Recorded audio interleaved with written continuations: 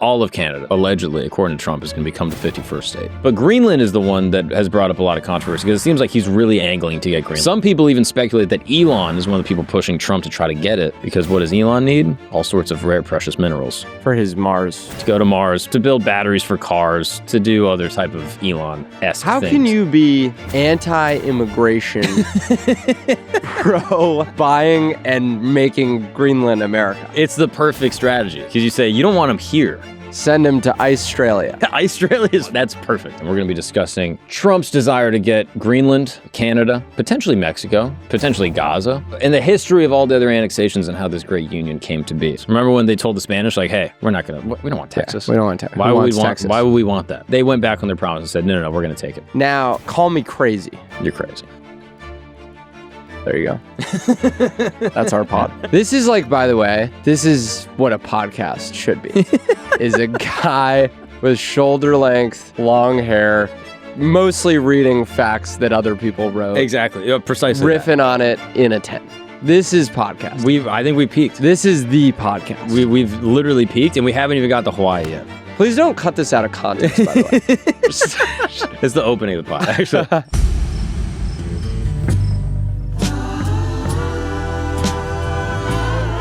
Ladies and gentlemen, welcome back to camp. Yes, we're here in the tent for another tent talk. You know what this is. This is where I explain the most interesting, fascinating, and controversial topics from around the world to my dumbest friends. And oh boy, today we got a real good one. We got my dear friend Lucas Zelnick, everybody. It's a pleasure to be here. Where am I? You're looking over my shoulder. I guess I'm looking there. If you want to. Yeah. You don't have to. Ladies and gentlemen, it's a pleasure to be here. Thank you so much. It's official. I just wanted to match your energy. I appreciate that. How are you, brother? I'm good, man. This is so cool. Thanks. Does everyone come in here and say that? Is that the first thing everyone says? They typically compliment my outfit, but then they'll talk about I like set. your outfit too, but the set outweighs the outfit. The set is incredible. Thank you. I appreciate that. So many podcasts are uncomfortable physically to do. Yeah. No one's talking about it. Yeah, physically uncomfortable. Like literally, like you have lower back pain by the time. And for some reason, it is the longest format of entertainment combined with the least comfortable places to do it. That is a good point. Yeah. That was my whole goal for this is I was like, I just want to be deep in the woods with my friends, doing drugs, talking. All right. I used to stay in a tent like this in the summers in Vancouver Island. Funny you mention Vancouver because Vancouver, allegedly, according to Trump, is going to become the 51st state. Vancouver, all of Canada. All of Canada will be 51. Yes. I was just in Canada. I said, I can't wait to have you guys as a state. And you know what the crowd thought about that is they didn't like that comment. They actually don't think it's very funny. Yeah, they don't like that. Yeah, I'm curious about this. And that's going to be the topic of today. And we're going to be discussing both Trump's desire to get Greenland, to get Canada, potentially Mexico, potentially Gaza, and the history of all the other annexations and how this great union came to be. So I'm curious, you as a Canadian, you're a full-blown Canadian. I'm a dual citizen. So you're like basically 100% Canadian. Born and raised in New York City, I would say I'm 98% Canadian. 99. You have a Canadian sensibility. I do. I do have a You're Canadian. Polite. You're like a genuine I'm guy. not actually that polite, but I do love Canadians. And you know what I think is I don't think that they're nicer than we are. I think they're more confident in their sexuality than we Okay, are. I'm listening. Because like I go to shows when I tour, Canada shows far and away have the most young men at the shows. When I do shows in the South, the young men that come, and I'm talking about, young straight men. There's actually plenty of gay guys everywhere. Listen, I love gay guys, but holy cow, boy, are you guys coming out to the shows, which is great. Keep coming.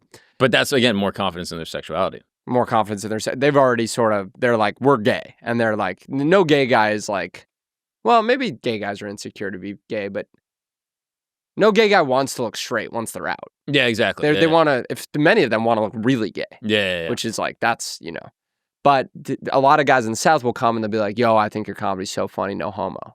And I don't know if it's that I'm young or if I'm not successful enough. Like, because it feels like they're not doing that to like big acts. No one's going up to like Louis C.K. and is like, you're great, but like, I'm not gay. Yeah. Maybe that's because he's ugly. I don't know what the story is. But what I can say is that guys say that to me, but not in Canada. More young men come out. They're just like, you're funny. And I'm waiting for the like pause. And it's like, that's it. Do they acknowledge the gayness about that? No. Like, do they say you're funny and also I'm bi-curious? No. They don't even say that. They think they're straight. And they're calling me funny. They I'm truly like, think "You're that. gay, Yeah. It's a gay Why are you shit. complimenting a guy I'm coming funny? to my show? You're gay. Yeah, right? Yeah. Like, how else? I mean, I think that, I wonder what that is. I feel like in America, you have, I don't know, you're a handsome guy, right? I believe so. And I feel like at some of the shows, like, you probably get like a good mix of men and women. And that in America, I wonder if some of the guys are like, wait a second. If there's girls here, then I must be gay. I think that's happening. Which is also like, it's a bummer because there's an amount of funny where that thought doesn't happen, and I just don't think I'm that funny. But that's going to push you. It will. That's going to be your Jordan moment where you're like, hey, I take this personally. I want to be so funny, no one wants to fuck me. Which there's always going to be like chuckle fuckers. Yeah. But the guy, I do still think there's guys who come, and I'm also talking to the guys in the meet and greet line. Now, I will say this. If you're a straight guy getting in the meet and greet line at my show, that is a little... You have a secret. It's a little gay. You don't got to meet me. That's pushing it. But they'll come and they'll be like, there's a lot of girls here. And I'm like, yeah, I don't... Because my act's not really for women, but... Who is it for? Classists.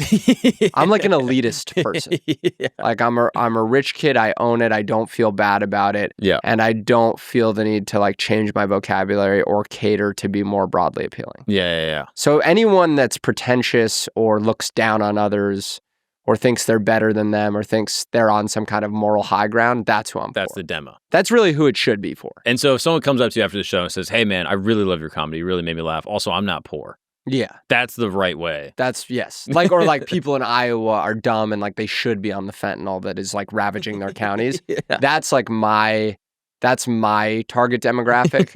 So as long as they don't say that and they say, sorry, I'm not gay, I go, I'm probably not funny. That makes sense. So when you go to Canada and you tell them, hey, you guys are going to be the 51st state, you feel like they want to be sovereign. They want to be Canadian. I think so. It's interesting. I think, you know, patriotism and nationalism are typically sensations I associate with right-leaning politics. I could see that. And yet, if you're ultra right-leaning in Canada right now, you would actually be more likely to be pro-Trump, in which case you might be more likely... Politics is getting all fucking sideways. I feel like right and left is like no longer even a good explanation. It feels like a fucking... like a compass now, where it's like there's north, east, south, west, because there's pro-Trumpian politics. But if you look at like what Trump is doing, like, for example, economically speaking, with tariffs, right? It's a nationalistic policy.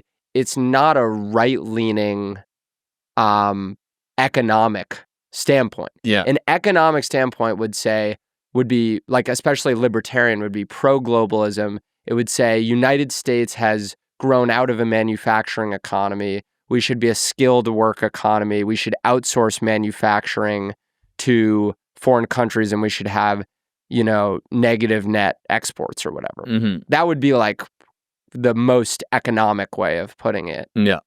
But now Trump's made tariffs, which should actually be an adverse thing for the economy, but a good thing for like pro-American rah-rah politics. But those are at odds because that used to be fiscal right-leaning policy.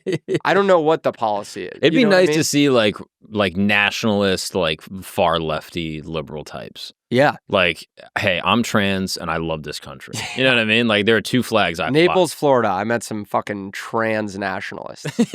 Yeah, that's what we need. We need a trans nationalist, dude. Florida's got them all. Yeah, that is. And we're going to talk about Florida, how they got added to this beautiful country of ours.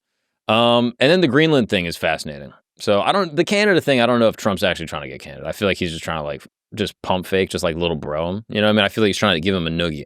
It could be, here's the thing. It could be genius if he's such a hard ass. He's basically over leveraging our position, which is probably a move he used in business all these years in New York, where he's like, I just have more money and power than you. And therefore I'm going to say something insane, but ultimately what's going to happen is you're going to yield to my perspective in some way. And I'm not exactly going to do 100% of what I said I was going to do, but I am going to get a better deal as a result of scaring the shit out of you. You've been reading Art of the Deal, I can see.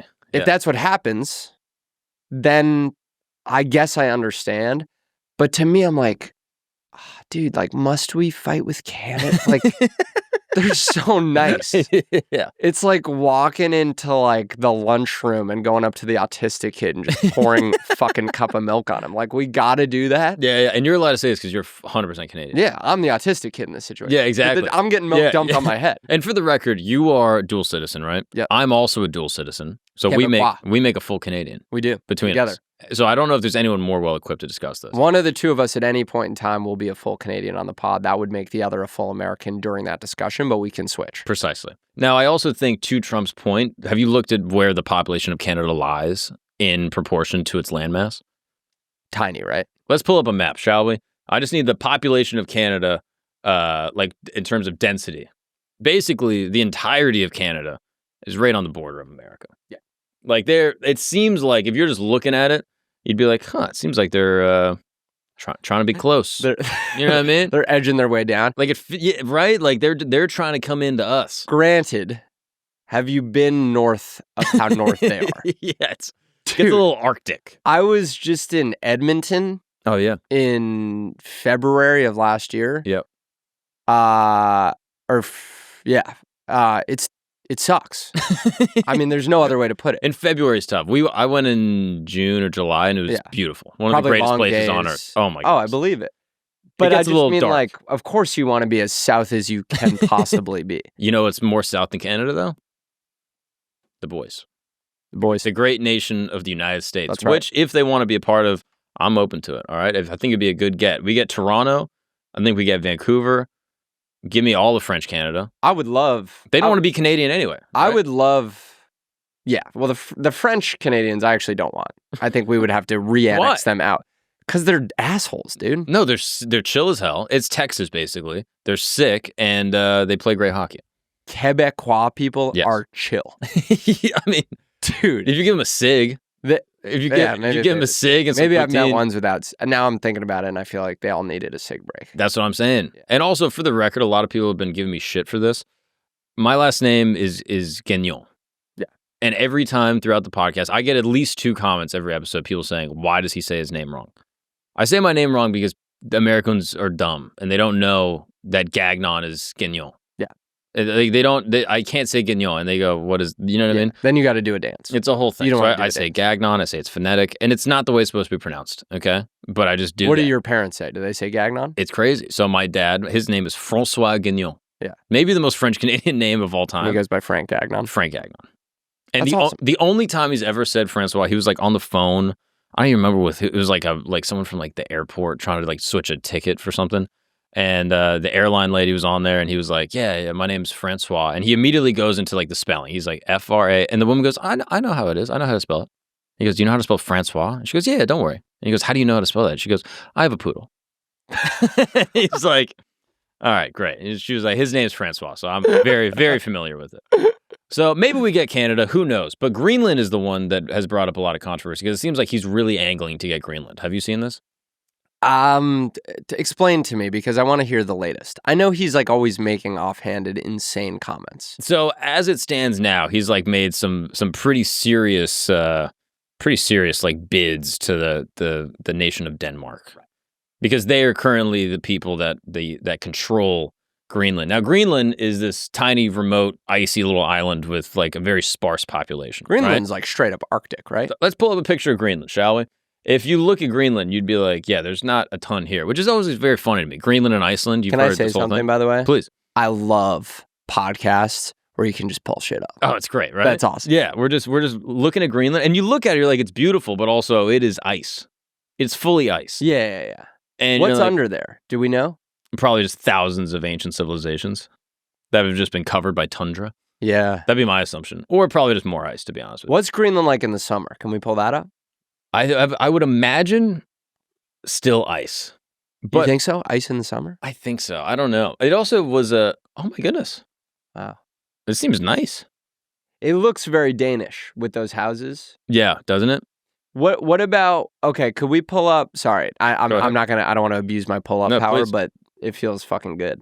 Can we pull up average temperature highs and lows in Greenland by month year round in Fahrenheit. Okay, yeah, thank you. So we were about to get Celsius up in here, and I was going to be off my rocker. All right. -18. Okay, so it's 0 in the winter, and then 32 to 50 in the summer. Ooh. But you could deal with that. 50? That's a balmy 50 degrees. I could deal with that, but that's like not... There's no good time. No, I mean... There's no t-shirt weather in Greenland. That's just not happening. It doesn't seem like it. Now, have you heard the thing with Greenland and Iceland that apparently when they were naming them, they were kind of... I forget who named them originally, but like they were trying to throw people off, and they were like, oh yeah, Iceland is like an icy wasteland, and then Greenland is all, super nice. Yeah, so it's quite actually the opposite. It's the exact opposite. That Iceland is like beautiful, lush, like midsummer fantasy. Right. And then Greenland is... And we're not in the running for Iceland. Seemingly, we're not in the running for Greenland either, but we seem to believe we are. And it's not the first time. 1946, Harry Truman offered Denmark $100 million in gold for the island. And they said no. And they said, no, thank you. But back then, they were like, that's a fair offer?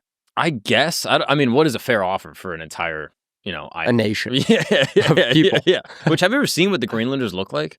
No, can I? It's a fascinating thing, because I was like, who lives in Greenland? Like, Right. what's a Greenland stereotype? Are they white? Are they Inuit? They're more Inuit. They're more First Nations type.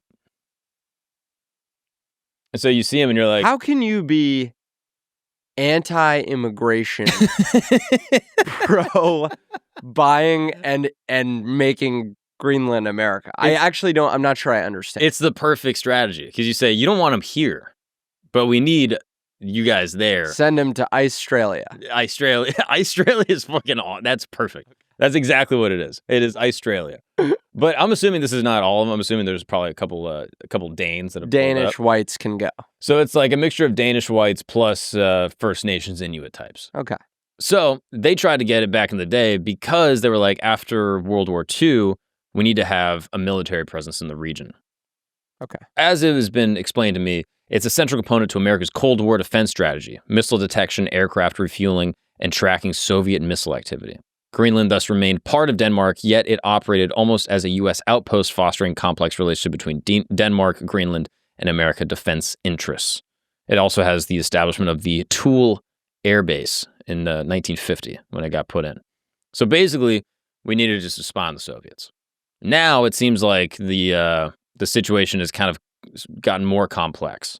So Trump came out with, seemingly out of nowhere, with this whole idea like, hey, let's get it. Not only for the strategic sort of, spying capabilities, but also because all the untapped natural resources. Okay. Oil, minerals, and rare earth elements critical to modern technology, chip development, all that shit. Some people even speculate that Elon is one of the people pushing Trump to try to get it, because what does Elon need? All sorts of rare precious minerals. For his Mars. To get to Mars. To go to Mars, to build batteries for cars, to do other type of Elon-esque things. Elon shit. So basically, as like some people are speculating that some of the ice is going to be melting on Greenland, that's going to have more accessibility to not only military strategy, being able to get some resources, but also trade routes are going to open up. As some of the ice is melting, now you have all these strategic trade routes. China's going to be going through there. China's now basically put themselves as like an Arctic adjacent landmass, and China's like, yeah, we're going to be shipping through here. And in order to control commerce, you got to control the shipping routes. So it's maybe partially even like a ramping up Cold War with China vibe. China and Russia both like, hey, we need this piece of land, spy on both you guys, and control the trade routes. Now, call me crazy. You're crazy. There you go. That's our pod. But China and Russia are not making... They are partnering. Mm-hmm. Rather than becoming like imperialists, they're just partnering with each other. They're allying. Why are we not allying? Well, Why would that not... We're saying, hey, Canada, get in here. Hey, well, Greenland, get in here. We're saying get in here, but like, why must they get in here? Why can't we just be on the same team? Because now they're all pissed at us. I saw the Denmark guy. He was pissed. He was like, it is not for sale. Yeah, exactly. It is not for sale. I'm like, I don't need like a frustrated old English second language white guy telling us he's mad at us. Yeah. Now, like, Denmark's obviously not going to step to us. So he's right. But what, we need like them to just be annoyed? Yeah, there must be a better way to go about it, right? Yeah. Because we already have the Air Force Base. Yeah. But I'm assuming they just want to be able to be like, hey, we're going to do whatever we want. We're just going to take all of it. Yeah. Right? Like, think about it this way. Louisiana, Texas, they probably have stuff we need. They got oil in Texas and shit.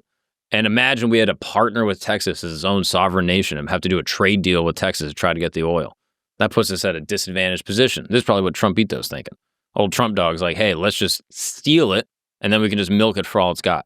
Here's the thing. I'll say this. I don't think any of this shit is going to happen. And as a result, I think he's an idiot. However, there's a big butt coming up. If he pulled one of these off, I would be like, I'm actually the idiot. Because the truth is, I guess if you could pull this off and like not create a global conflict, and Denmark was just like, you know, they're trying to step to us and be like, it's not for sale. And then all of a sudden there's a price for everything. And then it is for sale. And then we have it. And then Elon goes to Mars using the precious minerals from Greenland. And the Inuit people are just there like cold or whatever they do. They can go to Mars too. If they can. That's a part of the deal. Now like Mars is Inuit. So there's like lean-tos on Mars. I don't really know exactly how it'd shake out. If any of this like low percentage shit actually hit, I think that would be... I'd be like, damn, this guy knows something I don't. But my great suspicion is none of this shit's going to hit. People are going to get angry. And the best case scenario is they'll forget about it. And the more likely case scenario is they'll mostly forget about it, but they'll like us a little less as a result. Mm-hmm. And the very low percentage chance is like we actually make some real enemies out of our friends that harm us going forward. I think that's unlikely. That's not an unreasonable position. Because, like, I'm even looking at the tariff thing, and I'm like, if a bunch of people stop dying of fentanyl overdoses, which apparently this whole tariff thing is contingent upon, right? Like stopping the cartels in Mexico, putting sanctions on China because they're making the fentanyl, trying to put death penalties on the people that are making it, yada, yada, yada. If all of a sudden no one dies of fentanyl anymore, then you might be like, wait a second. Yeah. This guy pull it off? Yeah. But it's really contingent on whether or not the downriver thing actually happens, which I think is reasonable. But if you look at, you know, the French and the Louisiana Purchase, right? They would be... So how did that go down? Because I don't know the specifics of how we got Louisiana Purchase. 1803. It looks like a masterstroke in modern geopolitics. Yeah. But at the time, it stirred up a whole political storm and raised a bunch of conspiracies and personal ambitions and betrayal, yada, yada. When, in 1803... how much Earth did they think there was? Do you know what I mean? That's a decent point. Because I like that. I'm like, here's the thing.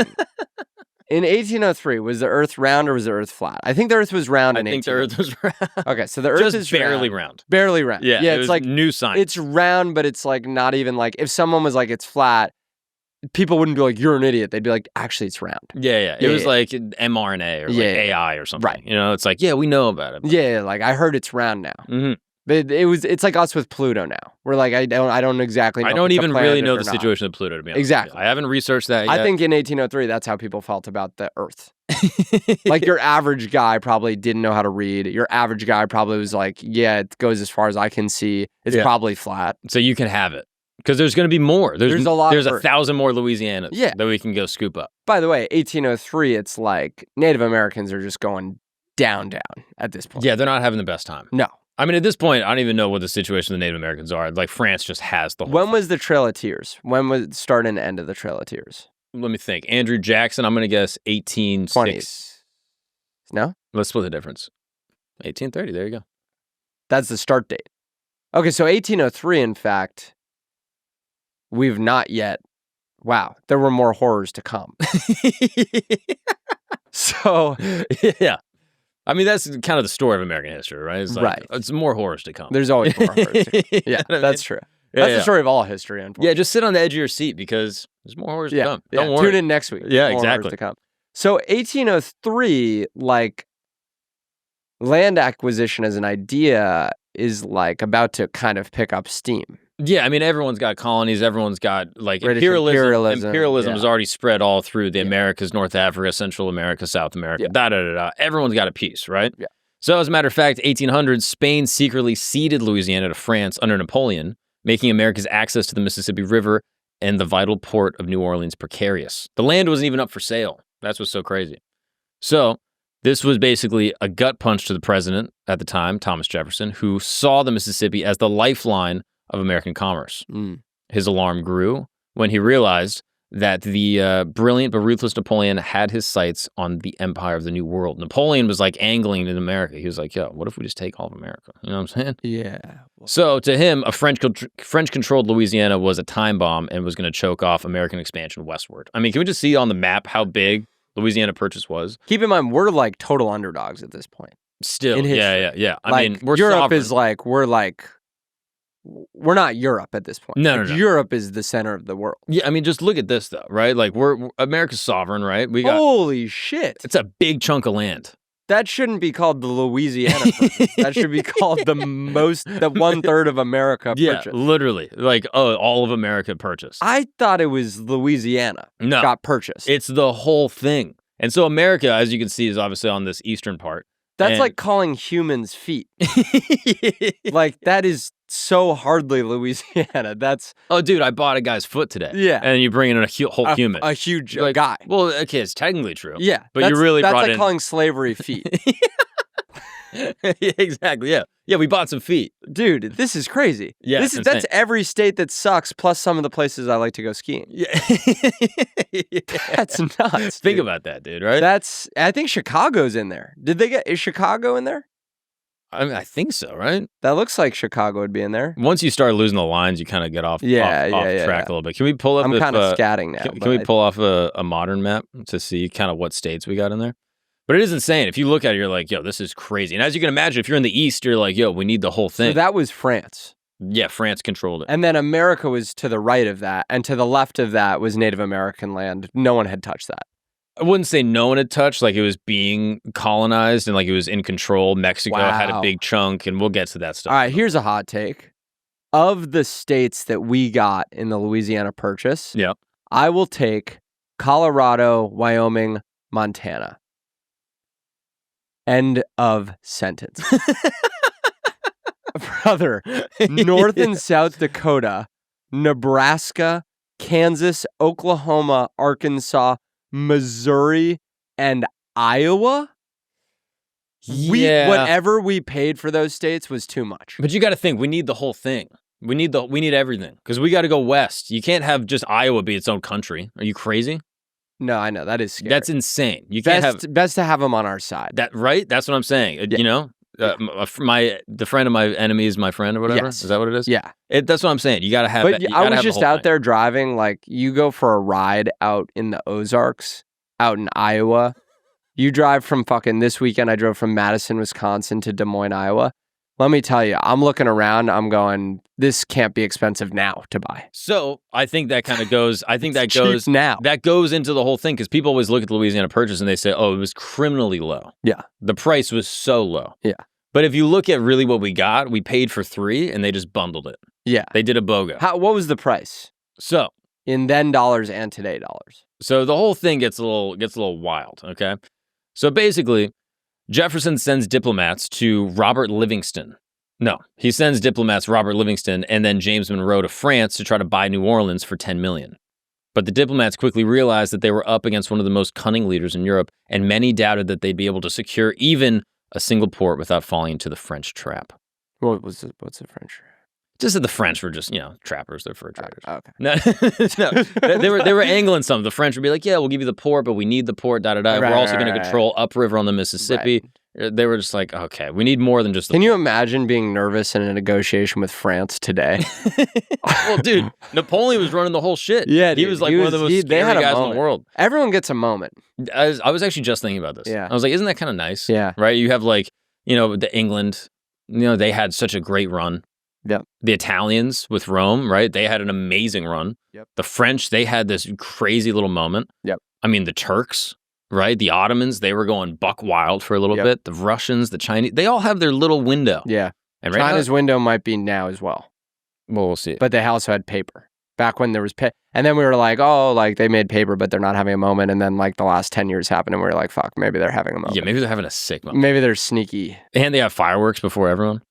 Did they? Yeah, gunpowder. That was like that was like the big thing. Yep. I only just think about it as fireworks. I'm assuming that we went over there. That's like, very Florida what of the you. fuck? That's crazy. We're like, dude, we need that. And we're gonna make that our big national thing. So Napoleon kind of comes out of nowhere. They try to get New Orleans, and then Napoleon comes back with one of the craziest counteroffers ever. He says, "Hey, we actually had a change of heart. How about we give you New Orleans, but not just New Orleans? We give you the entire Louisiana territory, the whole thing, for $15 million." Why did he do that? To everyone, it seemed like this was too good to be true. This is like crazy. Why would one of the most ambitious leaders get rid of such a vast stretch of land? Right. Some people believe that it was because Napoleon's empire was starting to crumble a little bit, right? The French were starting to lose a lot.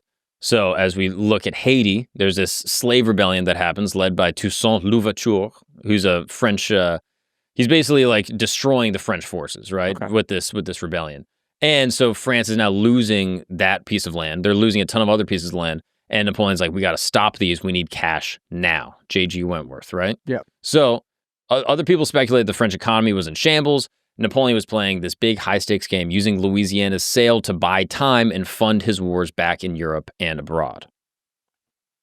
But other people in France were like, yo, this is crazy. We can't do this. So like, there's this whole controversy at the time. Like, why are we getting rid of land in the New World? $15 million in then's dollar? Like, what's that now? Can we actually look that up? What the Louisiana Purchase is valued at? Oh, there we go. 340 to 371 million.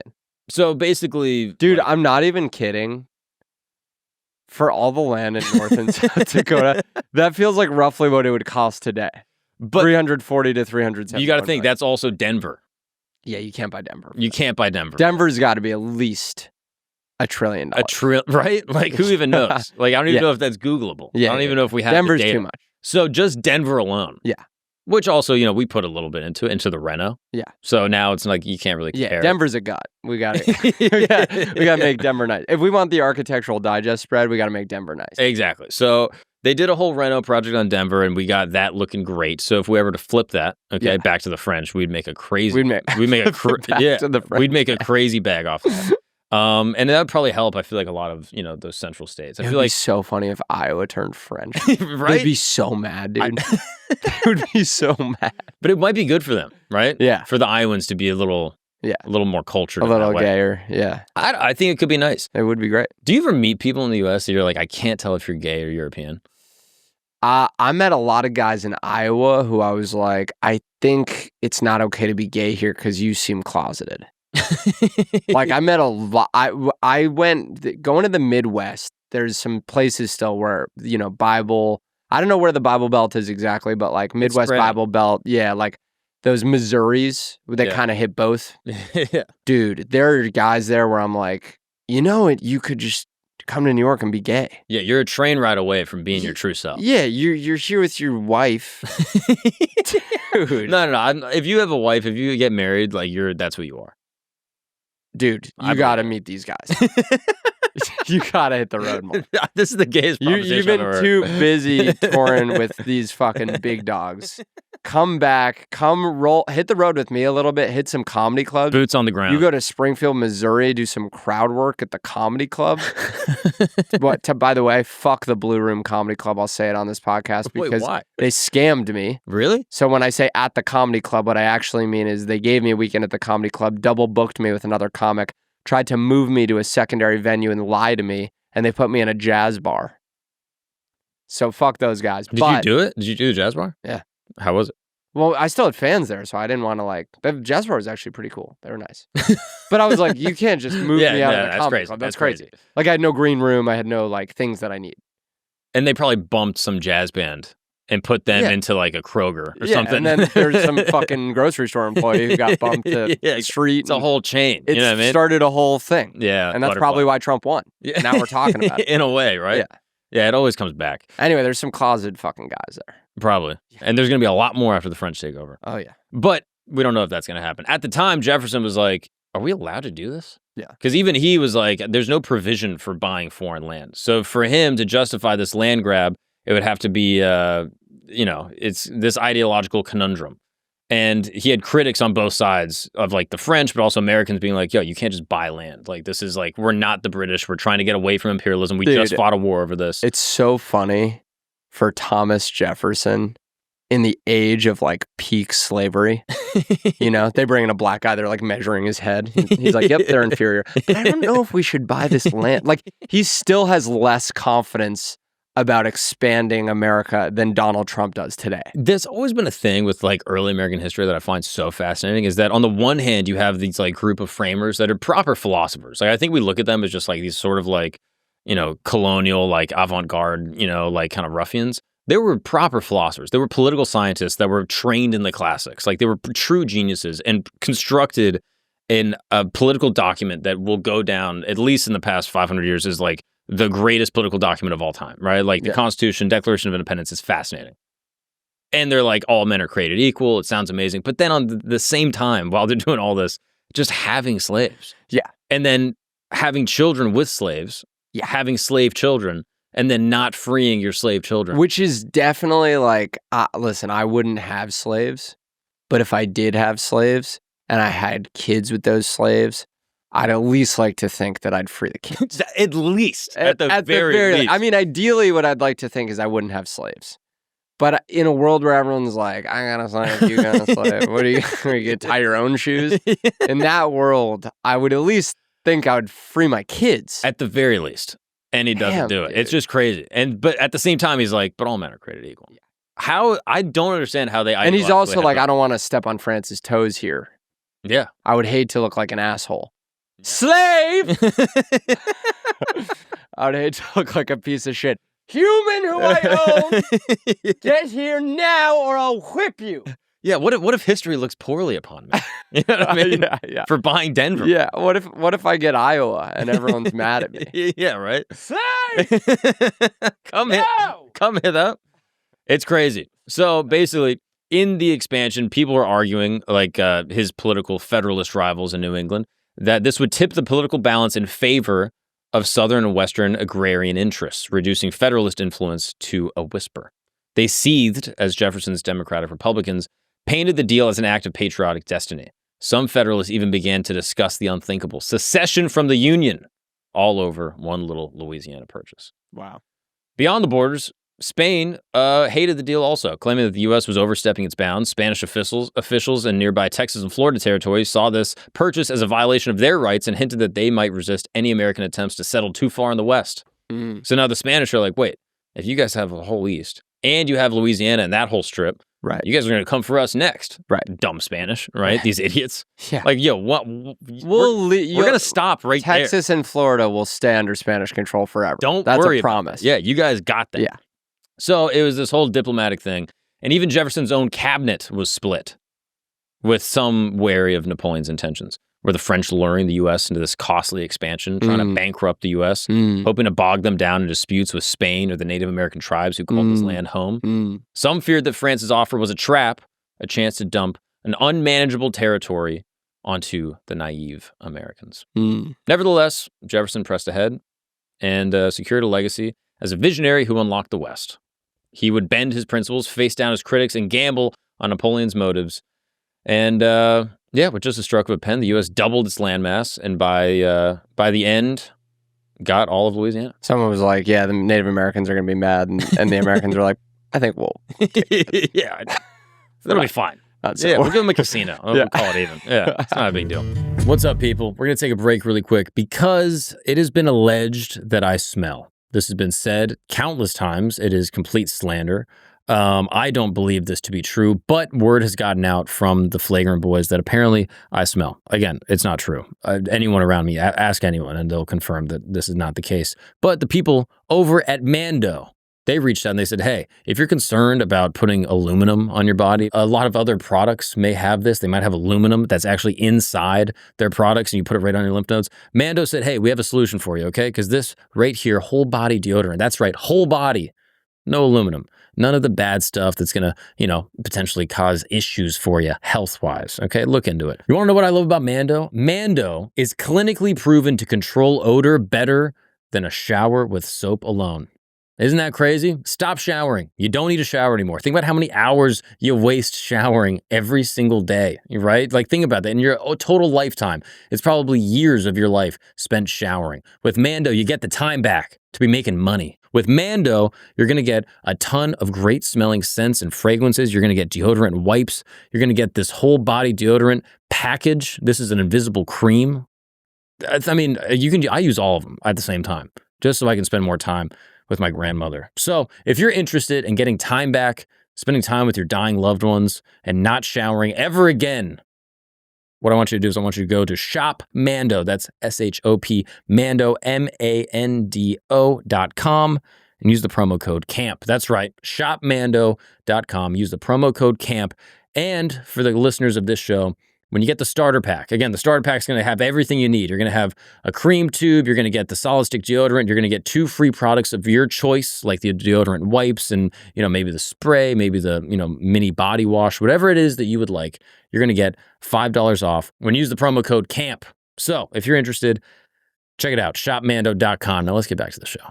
What's up, guys? Let's take a break really quick because you're nostalgic. You remember in your childhood sitting down, watching cartoons, having a big old bowl of cereal. I tried doing that now as a 28-year-old father, okay? I sat down with my little baby. I bought cereal from the store. I sat down, and I looked at the box. Immediately was like, this is the craziest thing ever. It's so sugary. I tried taking 6 bites. I felt nauseous afterwards. I mean, it's insane that I used to be able to eat this stuff as a kid. And then I found out about this company called Magic Spoon. Yes, Magic Spoon is an amazing, wholesome, high-quality alternative to some of the, cereal brands I used to eat as a little kid. I mean, they have amazing flavors. They got fruit ring circles. No idea what that could be. They have cocoa, not the P word. They got cocoa loops, and I wonder what that is. And you already know what it is, okay? And here's the crazy thing. It tastes as good and has less sugar and is actually great if you're someone that's counting carbs. If you're a carb-conscious connoisseur, Magic Spoon is a thing for you. It's absolutely amazing. It tastes great. And I mean, in every serving, you're going to get 12 grams of protein on the go when you get the Magic Spoon cereal bars. You remember these cereal bars from when you were a kid. You would sit down, you would crush like a whole box of these. But now Magic Spoon has the alternative that is going to taste as good, if not better, with 12 grams of protein on the go. So if you're interested in trying out some Magic Spoon, specifically the cereal bars, you can probably go to Amazon or find them at a grocery store. But if you want to be frugal, you want to, save some money, use the promo code CAMP. That's right. Secret for all the people listening to this program. The promo code CAMP, C-A-M-P, when you go to magicspoon.com/camp, you're going to save $5 off your next order. So have some fun. Feel like a kid again. Sit down with your kids and enjoy a nice big old bowl of cereal without all the guilt. Let's get back to the show. So that's the Louisiana Purchase, all right? But now time to talk about maybe the greatest acquisition in American history, the great state of Florida. I mean, pretty sick state. All-time great state, okay? And I know I'm biased. I understand that. I'm not. And I am biased, but I'm biased against Florida because I've had some of the worst shows of my life in Florida. Where? Naples. What, off the hook? Naples. Off the hook. What happened? First of all, everyone's 90. It's going to go ahead and be a nightmare immediately. Okay, yeah. And those who aren't 90 are fucking idiots. Yes, that's basically Florida. Yeah. Old and idiots. I mean, listen, I get it. Not everyone's a liberal New Yorker. But no one needs to be like that. The nicer the place, I do think the dumber the people can be. Yeah. And I think sometimes the dumbness of my great state of Florida can indicate just how great of a place it is. Listen, I'll take a dumb Republican over a dumb liberal 8 days a week. Yeah. I think that's true. No one's more annoying than a dumb liberal. Yeah. A smart, educated liberal probably is annoying to a dumb Republican. Yeah. A dumb Republican, to me, fun. But I think the inverse is also true. I think sometimes a smart Republican, more annoying than a smart liberal. Yes. A smart Republican and a dumb liberal are the worst two types of people on earth. A fucking Ben Shapiro ass, well, that's not actually what the facts say, Republican, and a dumb liberal who's like, no, that's just not allowed. You can't. That's a right. Everything's a right. Everything that exists is a right. Yes. Those two people are the worst. The people that will pull out stats in a conversation about racism, and the people who will call anything racist, including statistics, those are the two worst types of people on earth. Yeah, I think that's actually completely reasonable. Smart liberals, dumb Republicans, that is the natural form of political beliefs. Dumb Republicans who just want to have fun and not be lectured about how they're problematic because they just want to fucking shoot a machine gun and ride a jet ski and watch football and say slurs. Like, I get it. With their friends. Yeah. Not in a mean way. No. They don't want to slur. They don't want to commit hate crimes. No. They want to chill out. And they want to sing. They want to say the things that they learned to say, and they don't want to have to change their vernacular because they're dumb and they don't know what vernacular means, and so they don't want to know that. Exactly. And smart libs, are tolerable.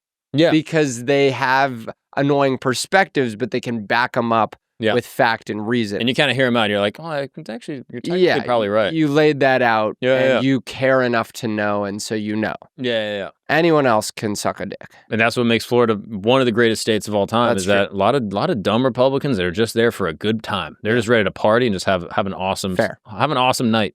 But it wasn't always that way.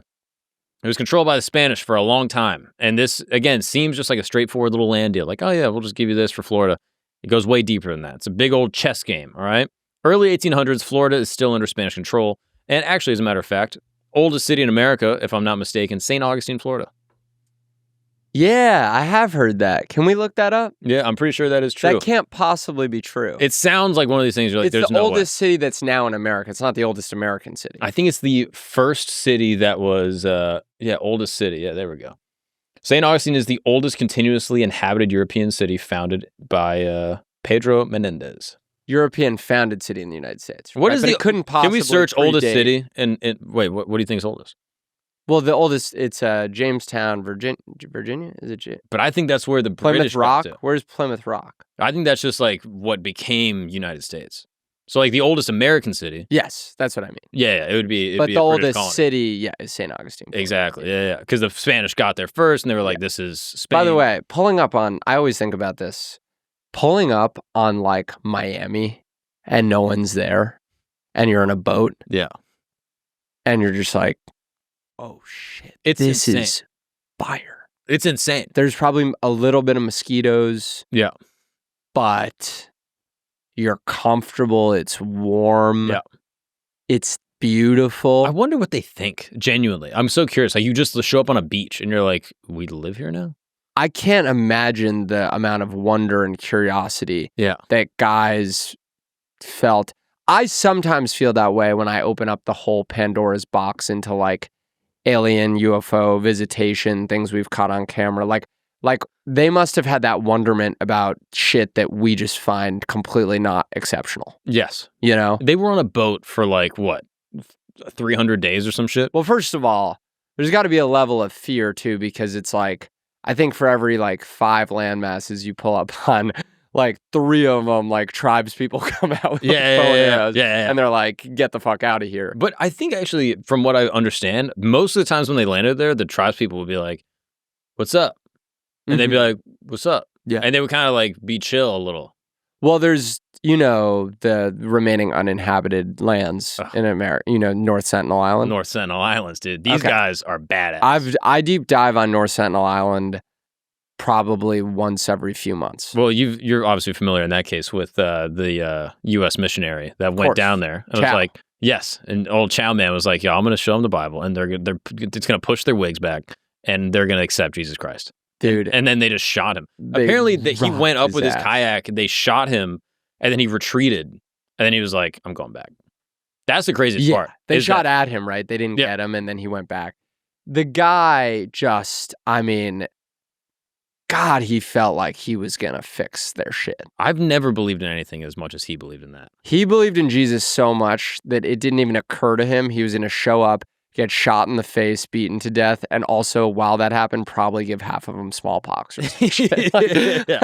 Like, in addition to actually dying, he probably took a few of them with him off like random pathogens that he didn't even know he carried. Yeah, on the way. Yeah. I mean, have you heard of Michael Rockefeller going down to an uninhabited island? No. Oh, like awesome. of Rockefeller fame? Yes, I think he's the nephew, I believe, of... Classic rich kid shit. It's dude. insane. Daddy's a billionaire. I'm going to an uninhabited island. I'm going to teach him how to do God. Literally, it wasn't even God, I don't think. I think he was just like vibing with their whole thing. That's like the 1800s version of becoming like a movie producer, which is what like rich kids do now.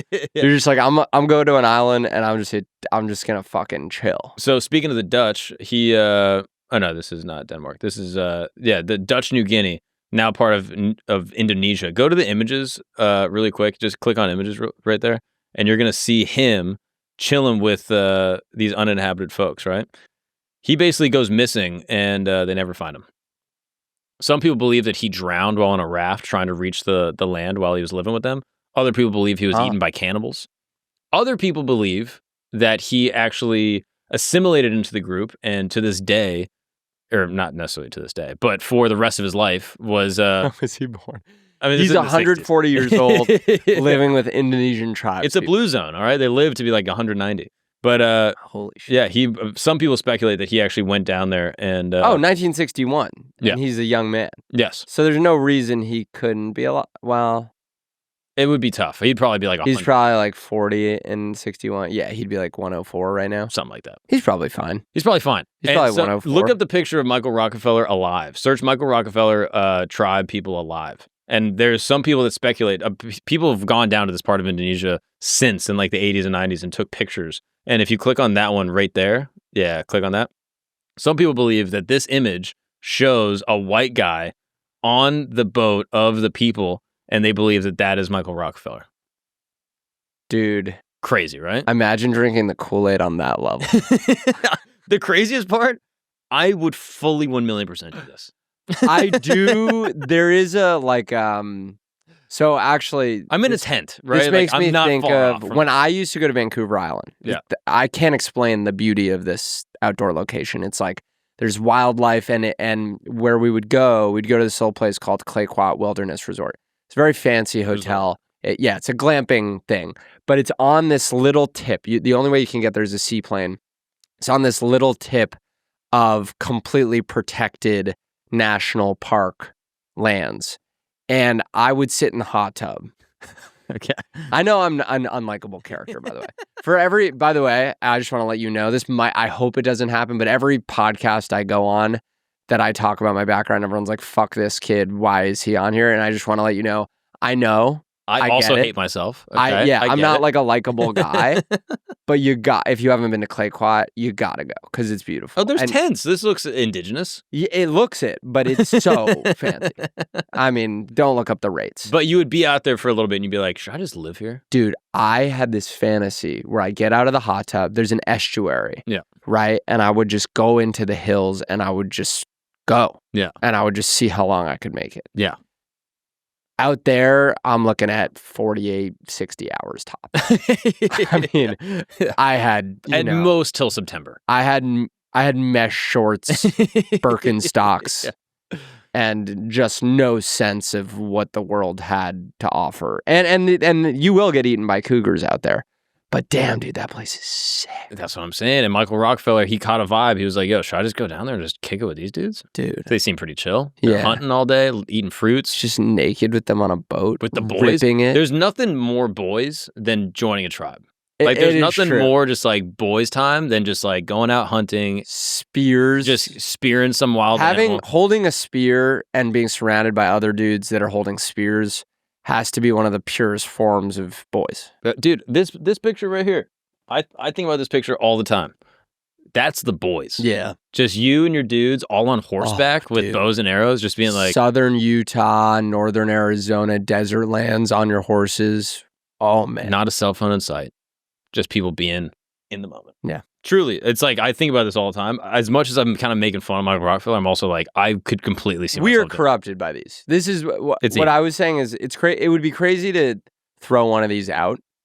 I couldn't like pull up on North Sentinel, even in a world where they don't shoot me to death, which to be clear, they would. Yeah. And if they didn't, I'd kill them through pathogens. Yeah, you might get shot in New York. Like people like are, they don't really love you here. No, you know what I mean? I'm not persona grata. Anyway, dude, if I whipped out one of these bad boys with these guys, they'd be corrupted. And if I threw one of these out, I don't even know what the possibilities would be endless. Yeah. I wonder what the mind is. It's got to be a different... They're going to become a different species if they exist there for long enough. No. We are a different species with these. They are what humans are supposed to be. Well, whatever you want to say, I don't think we're going to be able to fuck them and have babies forever. I really don't. I think if we tried... Let's go over and try and fuck some North Sentinelese women. I know you're married and I have a girlfriend, but let's go try to fuck their wives. You might be able to I get hear away they're with it. friendly. They only... I'm sure if we... we're just here to fuck your wives. Yeah. It's just no big deal. Yeah, it's like BDSM. You know what I mean? You get burned a little. No big deal. Dude, but their waters are blue out there. Yeah, they figured it out. They're absolutely having the best time. Anyway, sorry to sidetrack you. You were talking about Florida. But... Early 1800s, all right? Florida's under Spanish control. Yep. The U.S., as it does, okay, is looking at Florida, keeping a keen eye, concerned that it may become a haven for hostile Native American tribes, runaway slaves, and smugglers, all right? Too many American leaders. Wow, that's how we got Florida. Is we're like, we can't have our slaves go to Florida. But also, the Spanish, they can't just be controlling a part of, our great nation, right? Mm-hmm. So, under James Monroe, with his Secretary of State, John Quincy Adams, shout out to him. JQA. They tried to push for Florida's acquisition. Adams argued that Spain's grip on the territory was so weak that it was effectively lawless, a gateway for threats to the U.S. By diplomatic negotiations with Spain, they were slow and frustrating, but, Spain, tied down by independence revolutions in Latin America, knew it couldn't hold Florida much longer, but it wasn't eager to let it go away. Then came Andrew Jackson. So here's the thing.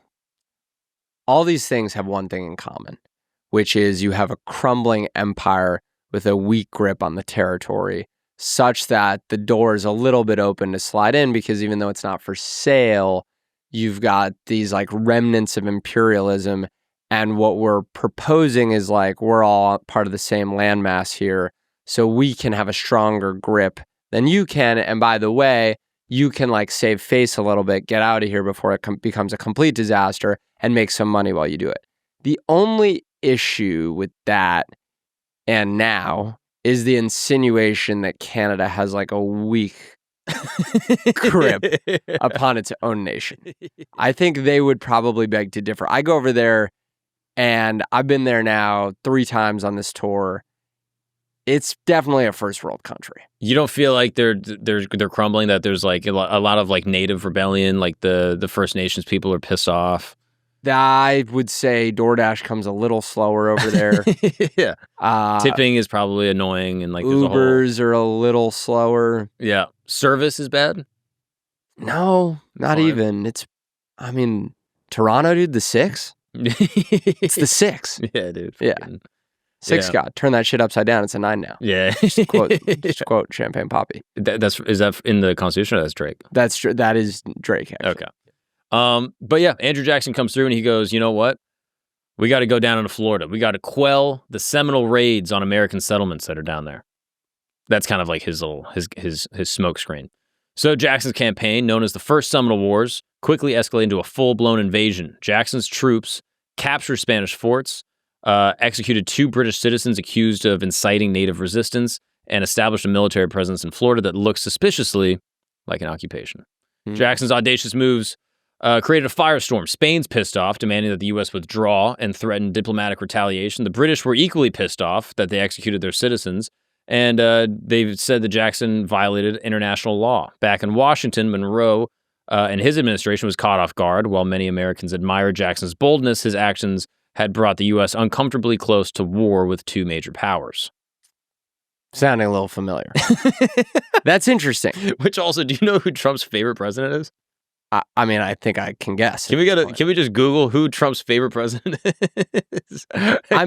It's interesting because Andrew Jackson.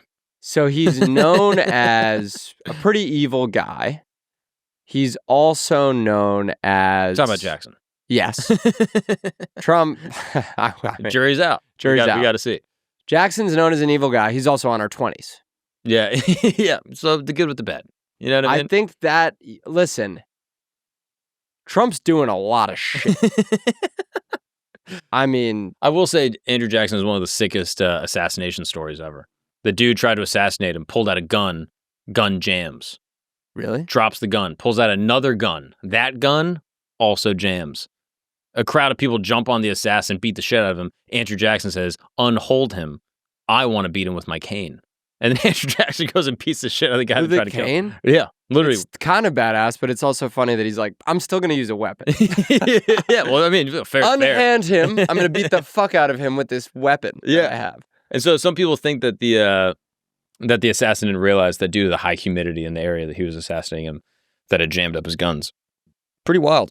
See, that's back when Assassination, it's almost like an equally fair fight now, but for different reasons.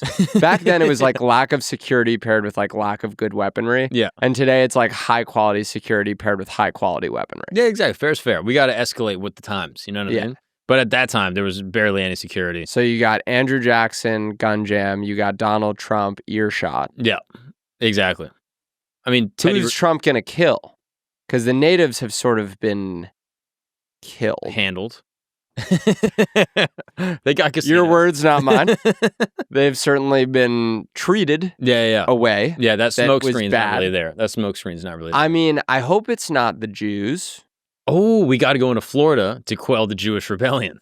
The Jews are weird. I don't know if you've been on Instagram lately, but people are not liking the Jews. Dude, honestly, the thing that makes me most sad is that I'll just see a random, like I follow this Hasidic dude that gives real estate advice. Yeah. And it's great real estate advice, genuinely. And he's fully Hasidic. Yeah, and he's I imagine the Hasidic dude gives great real estate advice. He's like, look, if you want, to get a property, here's how you finance it. Here's how you get a loan, yada, yada, yada. And all the comments are just like, dirty Jew.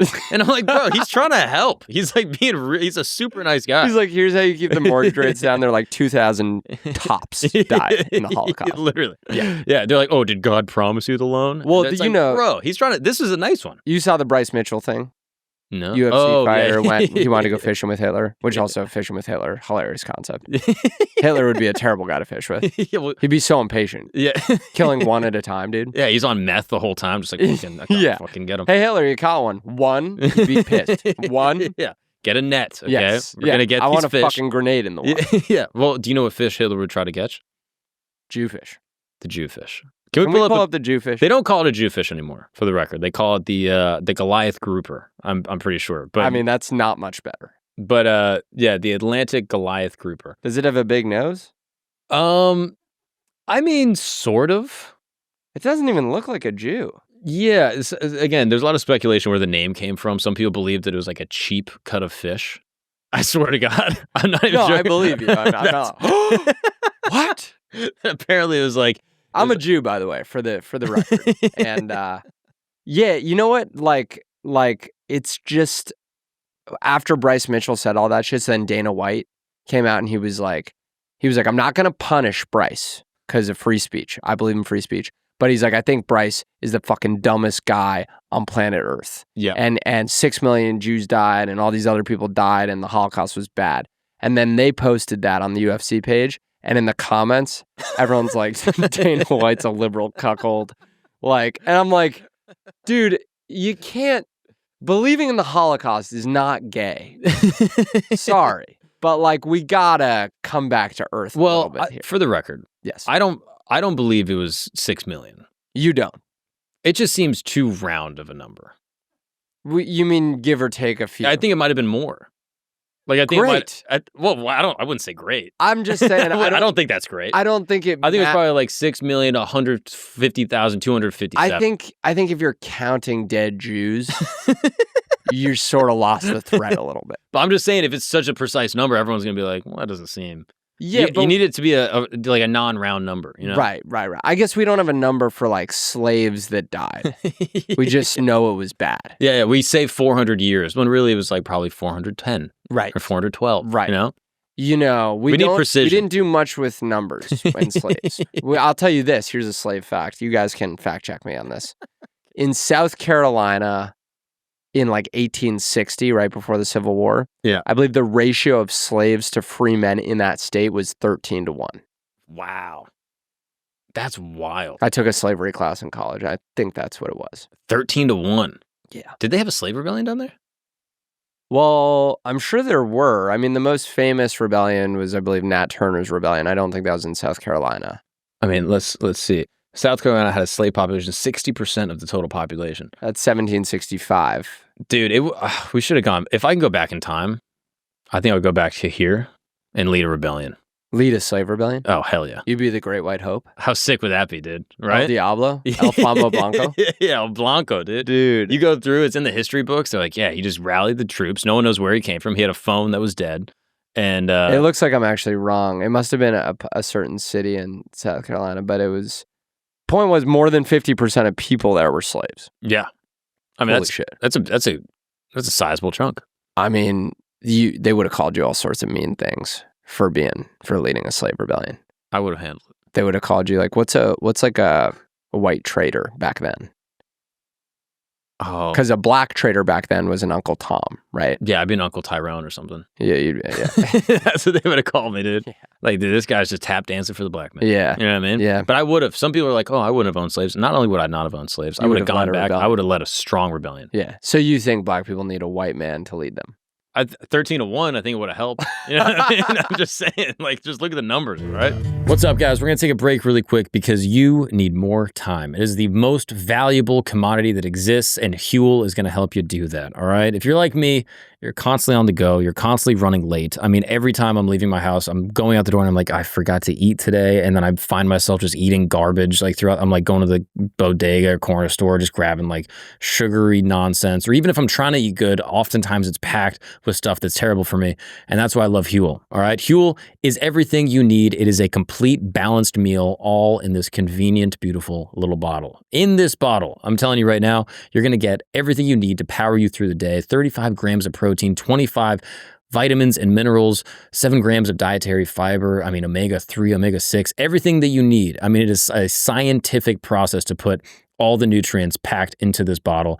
Not only is it extremely convenient and you can take it on the go with you anywhere you need, it's extremely healthy. It's going to give you all the energy and good vibes to get through the day in order to tackle everything, whether it's going to the gym, going to work, you know, going on a date with your girl, whatever you need. And most importantly, it's extremely affordable. That's right. It is, you know, you're going to see these in your corner store, in your bodega, in your 7-Eleven, gas station back home.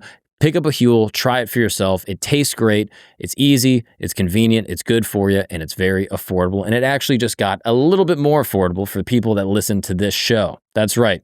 Because when you go to Huel.com and use the promo code CAMP, that's Huel, HUEL.com/camp. Use the promo code CAMP, and the listeners of this program are going to be getting 15% off and a free gift. What is that gift? No one knows. But if you want to find out, check it out. Huel.com. Use the promo code CAMP. Get 50% off your order and try it for yourself. Get some time back. Stop eating garbage all day. Get something that actually nourishes your body and powers you for all the tough things that life might throw at you. Let's get back to the show.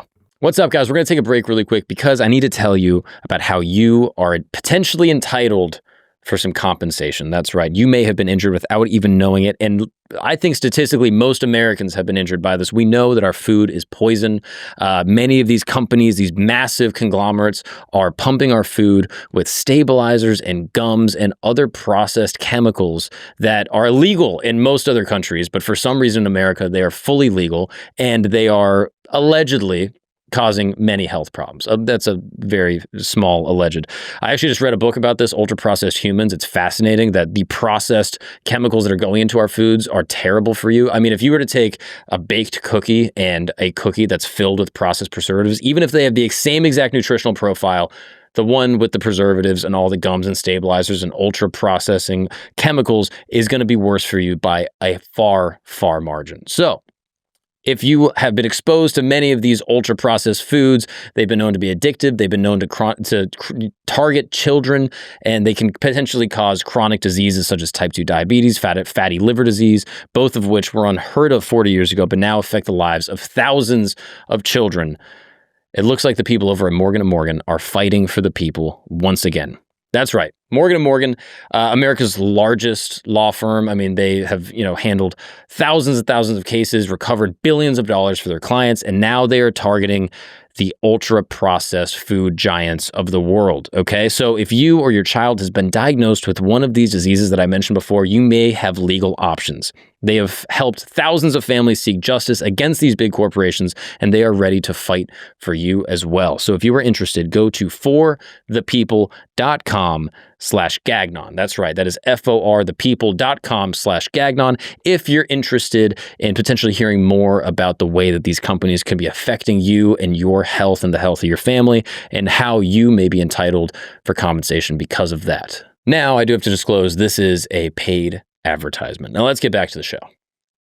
So, Andrew Jackson goes down to Florida to try to seize all these Spanish settlements, right? It becomes a whole thing. Huge, giant geopolitical spat, okay, as you can imagine. Yeah. The Spanish are telling him to cede the territory. Meanwhile, he's quietly reassured the British, like this Monroe and his whole camp. They told him, like, hey, Jackson had acted independently. We didn't really know he was doing all that, yada, yada. So they kind of diplomatically saved face. And then, after a bunch of negotiations, Spain finally agreed to the Adams-Onis Treaty in 1819. Under the treaty, Spain cedes Florida to the U.S., and in return, the U.S. agrees to relinquish claims to Texas.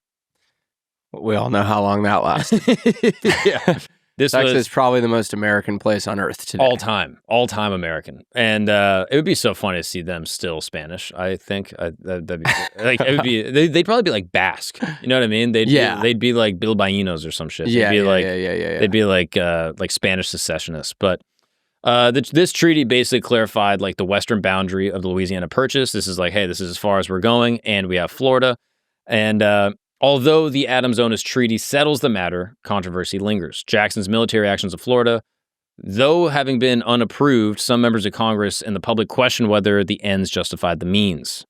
Spain, weakened by its loss, would continue to face American expansionism in Texas and other parts of the Northeast territories as they fall under U.S. influence in the coming decades. And the acquisition of Florida was a victory for the American expansion, but it underscored a growing willingness to use military force and diplomatic maneuvering to seize territory, setting a pattern for what's going to define the future. I have a question. Go ahead.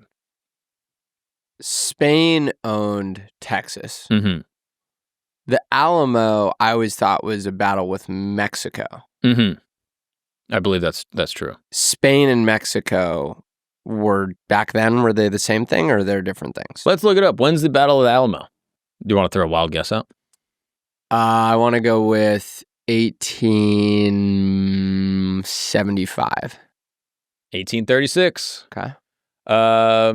Yeah, it's a pivotal event in military engagement of the Texas Revolution, 13-day siege. Mexican troops under Antonio Lopez Santa Anna reclaimed the Alamo mission near San Antonio. So I'm assuming that at this point, that area of whatever the Alamo is in. That was bad for the U.S. Yeah. I was reading about this, but it's always like, remember the Alamo. I always thought it was like, remember the Alamo. Yeah, but it's more like, remember the Alamo. Yeah, it's more like, remember 9/11. Yeah. It's like a bad thing. Yeah, it's interesting. Almost every like memory-based slogan is not great. No. It's like a loss. So remember the Alamo, we lost to Mexico, right? Yeah. A day that lives in infamy, Pearl Harbor. Okay. I thought that was D-Day. Also that one. D-Day. Does D-Day have a memory-based slogan? I mean, probably. I mean, but we won that, so I'm almost like... What does D-Day stand for? Doomsday? No. D-Day, that's a great question. What does D-Day stand for? Let's find out. The D stands for day.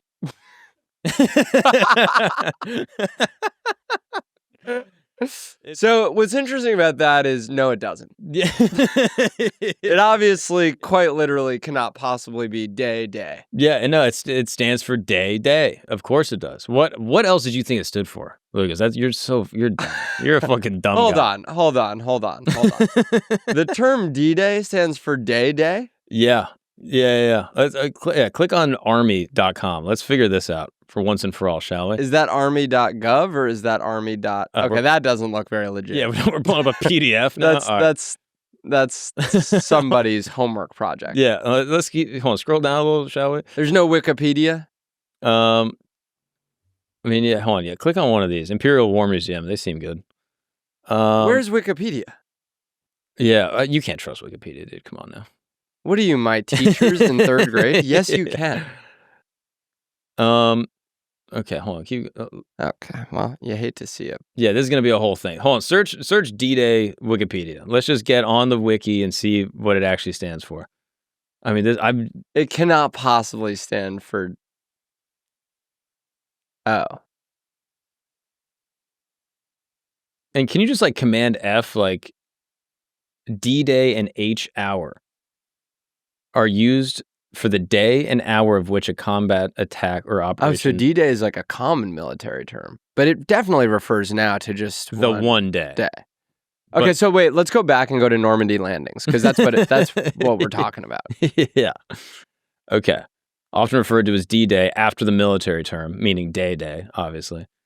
Obviously, it's day. But yeah, so that's what. No wonder we didn't have to remember it because it also stood for day. Yeah, because we don't really need to. I think people are like, just don't worry about what it and don't Google it. I thought D-Day stood for Doomsday. But I guess Doomsday is Doomsday, and D-Day is D-Day. Yeah. And D-Day means day. Yeah, exactly. That's fucking dumb as shit. Yeah. So, but every like memory-based slogan, like never forget, The Holocaust, another one, never forget. I think it's also never forget, right? Never forget is the Holocaust, and also 9/11 is always remember. Always remember. Is it? Can we look up 9/11's slogan? How have we marketed? Never forget. Okay, so just like so not very inventive. The Titans.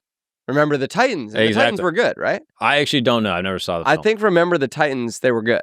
So I think that's one of the few instances in which you can remember a good thing. Yeah. But every time you got to remember something, generally speaking, it's it's like, let's avoid this from happening again. Exactly. Alamo, a great example. Yes, remember the Alamo. So that was basically how we got Florida. Andrew Jackson went down there and started, going buck wild. And Spain and Mexico. Does it matter if they were different places? I don't know when Mexico got independence from Spain. Can we look that up? When did Mexico get independence from Spain? That's a great question. In 1810. And then okay, so Mexico was its own place. Yeah, and Mexico's its own thing, and I'm assuming they got big chunks of Texas, and that's where the whole Alamo situation comes. Okay, but then America gets Texas. Remember when they told the Spanish, like, "Hey, we don't want Texas. We don't want Texas. Why would we want Texas? Why would we want that? Why would we want Austin with Barton Springs and some of the best comedy clubs in the country?" Exactly. Yeah. And they went back on their promise and said, "No, we're going to take it." So, again, this is probably the most contentious and divisive episode of American history when it comes to annexing land. Texas was originally part of Mexico, and by the early 1830s, American settlers, many of them slaveholders from the South, poured into the region, lured by land grants and a promise of opportunity. Influx of Americans began to shift Texas's culture and demographics, creating tension with Mexican authorities who are uneasy about this American presence on their soil. 1835. Mexico's attempts to assert control and limit slavery, Texan settlers launch a rebellion, declaring independence and eventually winning in a decisive victory at the Battle of San Jacinto in 1836. Shout out to the Mexicans. I'm pretty sure Mexicans banned slavery a super long time ago. Yeah, shout out to Mexico in general. Yeah. They were just yo, so the slavery thing is fucking crazy. Why are you guys doing that? We consider Mexico oh yeah, they're behind the times. Yeah. And they were no, slavery is insane. It's funny to even have that there was an ongoing argument. Because the argument in America was there was paternalism. Do you know what paternalism is? But in what way? This was the biggest as slavery developed, right? More and more people were yo, this is they're yo, I don't want to be the guy that ruined this, but this is crazy. Yeah. And then as part of that, paternalism developed, which was this whole school of thought that basically slave owners were caring for their slaves, that there's nowhere a slave would rather be. That slaves loved their slave masters. And that was sort of that probably extended slavery another 30, 40 years. But it's funny to even have the argument. The dominant thinking was yes, slavery, which meant that in America back then, people were why not slavery? It must have been so frustrating to be anti-slavery and be I feel it's kind of straightforward why you shouldn't be able to own and work other people for free. It's also not a great track record globally speaking. I'm pretty sure England banned slavery way long ago. They banned slave trading this late 1700s, early 1800s. Yeah. Mexico bans it, and America's Come on, really? We're going to do this now? We're nice to them. They love us. They love us. That's what's going to happen when we ban owning pets, too. Wait, what? One day. That's on the docket? No, like when I'm talking like 22. This is why you need to vote, bro. This is why you need to vote. You need to vote. Because people are going to try to take your pets. They're going to take your dogs. And your pets love. Not that slaves are anything like dogs, to be clear. Slaves are people. Dogs are dogs. But I think there's going to be a school of thought where you're like, our dogs love us. And then some people are going to be like, do they? I sometimes feel that way, like even just having a cat in the apartment. I'm like, is this what you desire? Is this what the cat needs? Yeah. I don't know. Do you know? I don't know. It's hard. Because every time the door's open, the cat's like, can I go outside? And I'm like, you don't want to go. You don't want to go. You know, it's a whole world. Yeah, you don't you could experience. No. You don't want to make your own choices. Why don't you stay in here? Make muffins on the couch. Yeah. Okay. That's how I feel with my cat. Basically, after this big battle of San Jacinto, 1836, this results in an establishment of the Independent Republic of Texas with the charismatic but controversial Sam Houston as its president. But independence was only a part of Texas's ambition. Many Texans wanted to join the United States, and they wasted no time lobbying for annexation. So Sam Houston was what, an American guy? Like, what language did Sam Houston speak? English. If you had to throw a wild guess out, I'm going to say English. Yeah, I think so too. But then, how's that guy end up as the president of Texas? Because I think they just start this Texan like military. Yeah, that guy's white. That guy's so white he's going to join a tribe and live. Yeah. I think it's just a part of like a military coup. You know what I mean? It's like literally like a militia goes in and upends the Mexican. So he goes in there and then they're like, this is technically not America, but it's full of American dudes. Like Texas is like a separate country, you know. I bet you there's some backdoor deals going on where like the president at the time is like, I wouldn't hate if you did a rebellion. Yeah. I wouldn't hate if you, I'm not going to tell you to do it because that's going to lead to a whole thing for us. But if you just send some people in there, some settlers in there, just change the topology and the demographics of the state, and then you guys do a little rebellion, we'll let you in.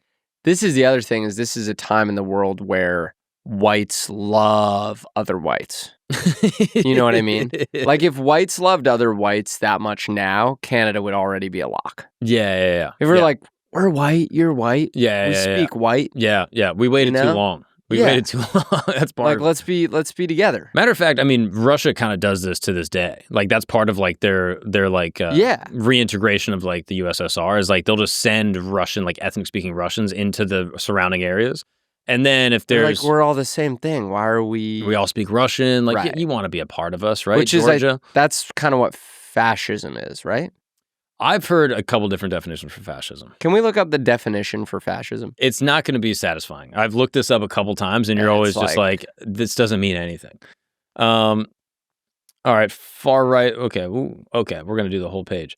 Far right, authoritarian, ultranationalist political ideology, a movement characterized by a dictatorial leader, centralized autocracy, military, forcible suppression of opposition, and belief in a social hierarchy, subordination of individual interests, yada, yada, yada. Got it. The way I've heard it described is basically a fascist is like a dictator that will use whatever's happening in the state to then use and like basically imbue into their political philosophy to then take over. Right. So like you can have Christian fascists. They'll basically use Christianity as a way to like, implement their autocracy. But then you can also have like socialist fascists that will use socialism as a way to implement their dictatorial, autocracy. So fascism is effectively like with Hitler in the Third Reich.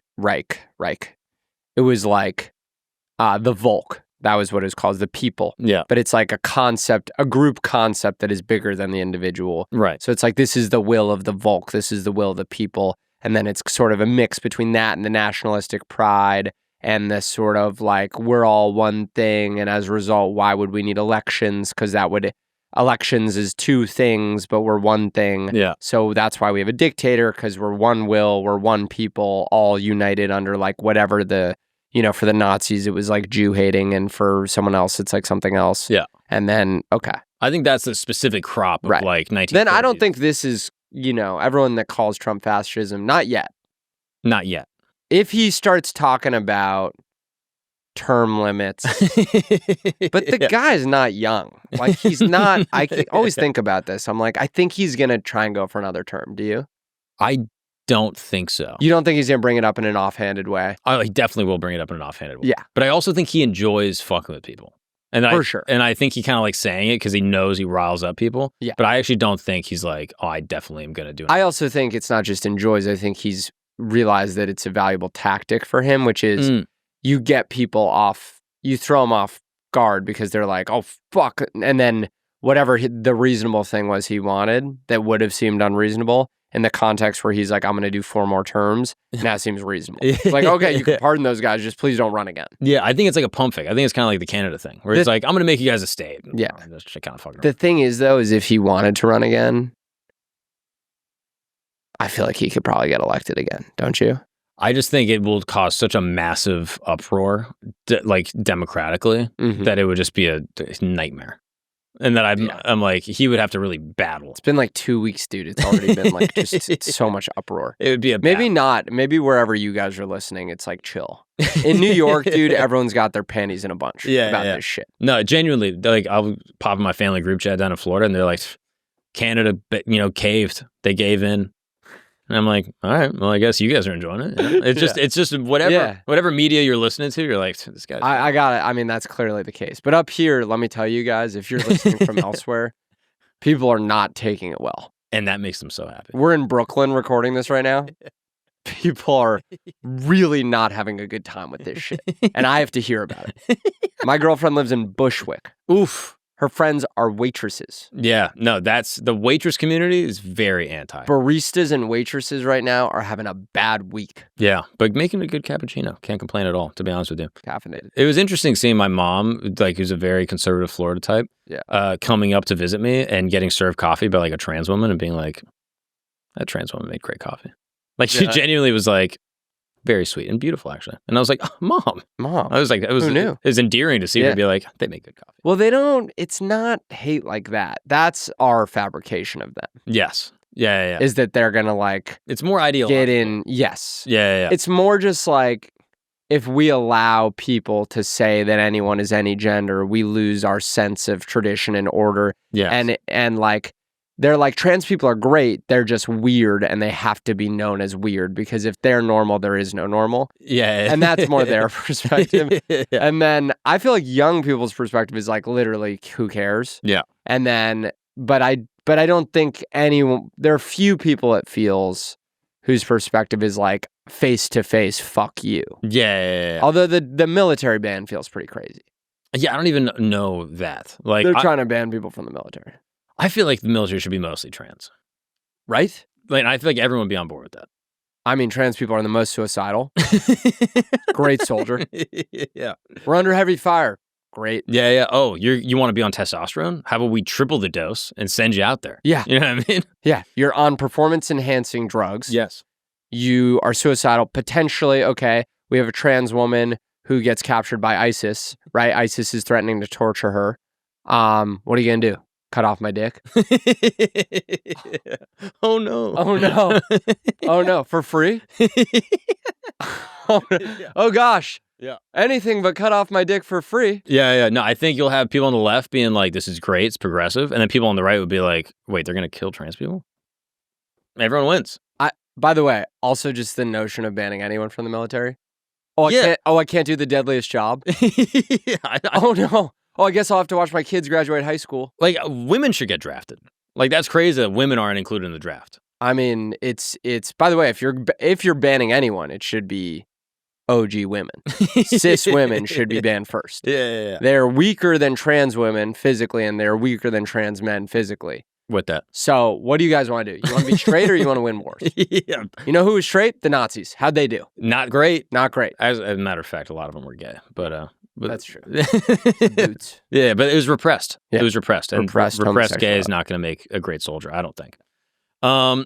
So basically, Texas gets controlled by this guy, yada, yada, yada. America goes in and they're like, all right, let's work out a deal, okay? So they try to join the U.S. There's a big debate, okay? The southern states and pro-slavery advocates, Texas is a dream, a new territory that could expand the reach of slavery and bolster Southern power in Congress. But the northern states, Texas represents a threat. Many northerners view the annexation as a blatant attempt to increase the slaveholding states' influence, sparking the accusation of slave power conspiracy and alleged plot by southern politicians to dominate the federal government. I see, because this is like Texas is actually joining on the sort of dawn of the Civil War. Exactly. So this controversy turned Texas into a political landmine. Martin Van Buren, fearing the annexation would tear the nation apart, avoided the issue entirely, and it wasn't until John Tyler's administration that Texas became a real possibility. Tyler, a Southern sympathizer, was eager to push it through. He saw Texas as a means to leave a legacy and align himself with the South, but even he struggled to get the necessary support, and then comes a twist. 1844 election. Pro-annexation candidate James K. Polk wins the presidency on a platform of expansionism. Polk's victory was seen as a mandate for, quote, manifest destiny. The belief that the United States was destined to spread across North America. With Polk set to take office, Tyler pushed through a joint resolution for annexation, bypassing the usual treaty process, and then this workaround basically allows Texas to be admitted as a state with a simple majority, and a move that infuriated the anti-slavery advocates. Well, that's what's crazy is I'm looking at this right there. Texas becomes the 28th state. Bro, we were just getting started. Not even barely we're halfway. 28 50ths of the way through here. And by the way, like, we're still working on Puerto Rico. So, Yo, we're going to hit to Puerto Rico. Dude, don't even worry. I mean, this is crazy. Yeah. So, literally, Texas joins 1845. Relations between the two countries quickly deteriorate, setting the stage for a Mexican-American War. That conflict, which broke out in 1846, leads to even more territorial gains for the U.S., but at high cost in blood, money, and moral consequence. The Texas annexation... How many people die in the Mexican-American War? At least 100. And the annexation debate leaves deep scars. I actually have no idea how many people died in the Mexican-American War. Let's find out. It widened the rift between the North and the South, bringing the nation one step closer to civil war. So it's really Texas's fault, if you think about it. Like getting Texas basically leads to the whole thing. Wow. 13,000 deaths for the United States, 25,000 for Mexico. Pouring out for the dead homies. It was also revealed a growing American appetite for expansion at any cost, and basically sets the stage again for America just taking over the whole shit. And Texas itself, annexation marked the beginning of a long journey from independent republic to fully integrated state, which, as we know, still kind of lingers in Texas to this day. Many Texans are like, yo, we should be our own thing again. Yeah. You know? There's been a couple of these sovereign states in America. But I think it's just it's like you're always going to want what you don't have. Because if you're your own state, you're sitting there and you're like, fucking those guys all... The second one of those guys needs to go to Oklahoma and has to wait in a border crossing line, they're going to be like, what are we doing? And then Trump puts a tariff on you for 1,000,000%. Yeah. And you're like, all right, well, this Trump sucks. could never allow Texas to leave, because if Texas leaves, he lost a lot of voters. A lot. Yeah, he'd be pissed. Honestly, Texans might be the most down with being part of the union right now under Trump. Yeah, that's probably true. Yeah. But it's just one of those things, dude, America without Texas. It's funny because liberal states never really think about leaving. Yeah. Seattle's not like a world where everyone's non-binary and we can have the strongest Chaz, coffee. they tried to Chaz it up. Remember that? What was Chaz? Chaz, where the Capitol Hill Autonomous Zone. You don't remember this? No. Oh, can we look up a picture of Chaz real quick? This was during, it's also the funniest name in the world, but this was during all the protests in 2020, COVID plus George Floyd sort of unrest, that they basically developed a plot of land in the middle of Seattle that was its own autonomous place. They kicked all the cops out. There was no more police, and they took over the Capitol, and they were we are our own autonomous sovereign. What was happening at Columbia University? Sort of. Israel, Palestine? Sort of, but they went all the way. They had full-on riots. How did I miss this? I'm blown away that you missed this. Really? Yeah. I'm usually up on this shit. And they named it Chaz. Yeah. Here's the problem with us, and I say us as liberals. It's we just can't. The branding is atrocious. It's atrocious. I mean, this was a place with racial parity, all people are welcome, and they called it the whitest name ever. They called it. Yeah. They tried to rename it to CHOP, which I forget what CHOP stood for. It was Capitol Hill Occupational Protest or something like that. But yeah, CHOP would have been a good start. But oh god, it's you give liberals their own zone for a day, and they're doing rainbow graffiti. Could we do something fun? Yeah. Dude, I swear to God, if liberals were in there fucking riding dirt bikes, Yeah. we wouldn't be so hated by Republicans. But we're in there she's wearing an N95 mask. Ma'am, you're outside. No one's around you. They didn't know at the time, all right? Fauci said you had to do it. Was this high COVID? This is high COVID. This is Fine. peak. This is peak. Fine. Even so, even in high COVID, I'm a pretty left-leaning guy. I was outside like, why would I have to wear a mask out here? Yeah, you're a sensible human being. It just occurred to me as sort of insane. Yeah, you weren't in Chaz. If you were in the time and place, you would have been like, let's draw some rainbows. Chaz, dude. I'm sure you're probably wondering if that was the 28th state? Yeah. What happened to the rest of it? Then it started, it must have been just wildfire. It gets Manifest rolling. Destiny, Trail of Tears. You got, as you push west and it's just dominoes. Steamroll. 1848, American cessation. Yep. American-Mexican War, that's going off, okay? The war fuels a bunch of ambition, a bunch of manifest destiny. Yeah. And, yeah, basically they're just like, hey, now it's time to get the whole thing. So the roots of this cessation lay at the annexation of Texas, which Mexico had never accepted, really. And then Texas joins the U.S. The Mexican government saw this as theft. Dude, committing a genocide against a whole, like, population of people and calling it your destiny is so crazy. Just like as all the Native American children are being slaughtered, you're like, sorry, it was always going to happen. Yeah, it's fate. It's my destiny. Unfortunately for you, my destiny involves... I have to manifest this destiny. I don't even want to. It just is what it is.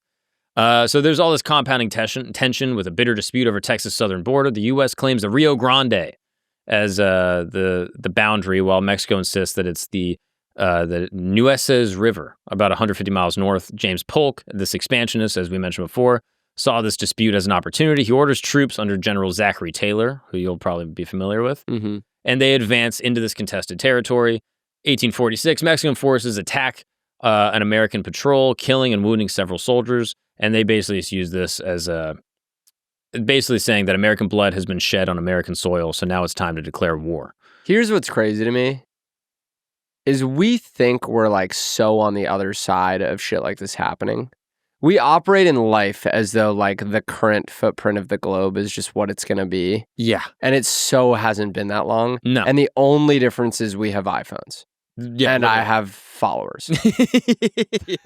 Yeah. That is the only thing that is mentally keeping me safe from a shifting geopolitical environment in which any country is sort of up for grabs and wars are going to be ongoing. This is extremely recent. By the way, when I say we, I'm speaking about Americans because I'm well aware that in Gaza, they're not like, yeah, dude, everything's actually all gravy. Yeah. But it is crazy that like America I feel like your average American really operates as in like, we're 50 states. This is the globe. That's just what America is. 100%. And it doesn't look like that would at all be. I mean, there's no evidence to support that's sustainably true. Any Eastern European, and they're like, yeah, in my parents' lifetime, I was born in a country that's now no longer a country. Right. You know what I mean? Right. They're like, yeah, you got the Bosnians. Yeah. And that whole shit is still like, turbulent. You know what I mean? Like a Georgian guy's like, yeah, I was born in a different country. Now I'm Georgian. Yeah. And like now I'm going to be Russian again. Right. If they don't get their even way. Fucking know themselves. It's crazy. The whole thing is like up for grabs. What's the last state? Alaska or Hawaii? One of those two. When did we get the last one?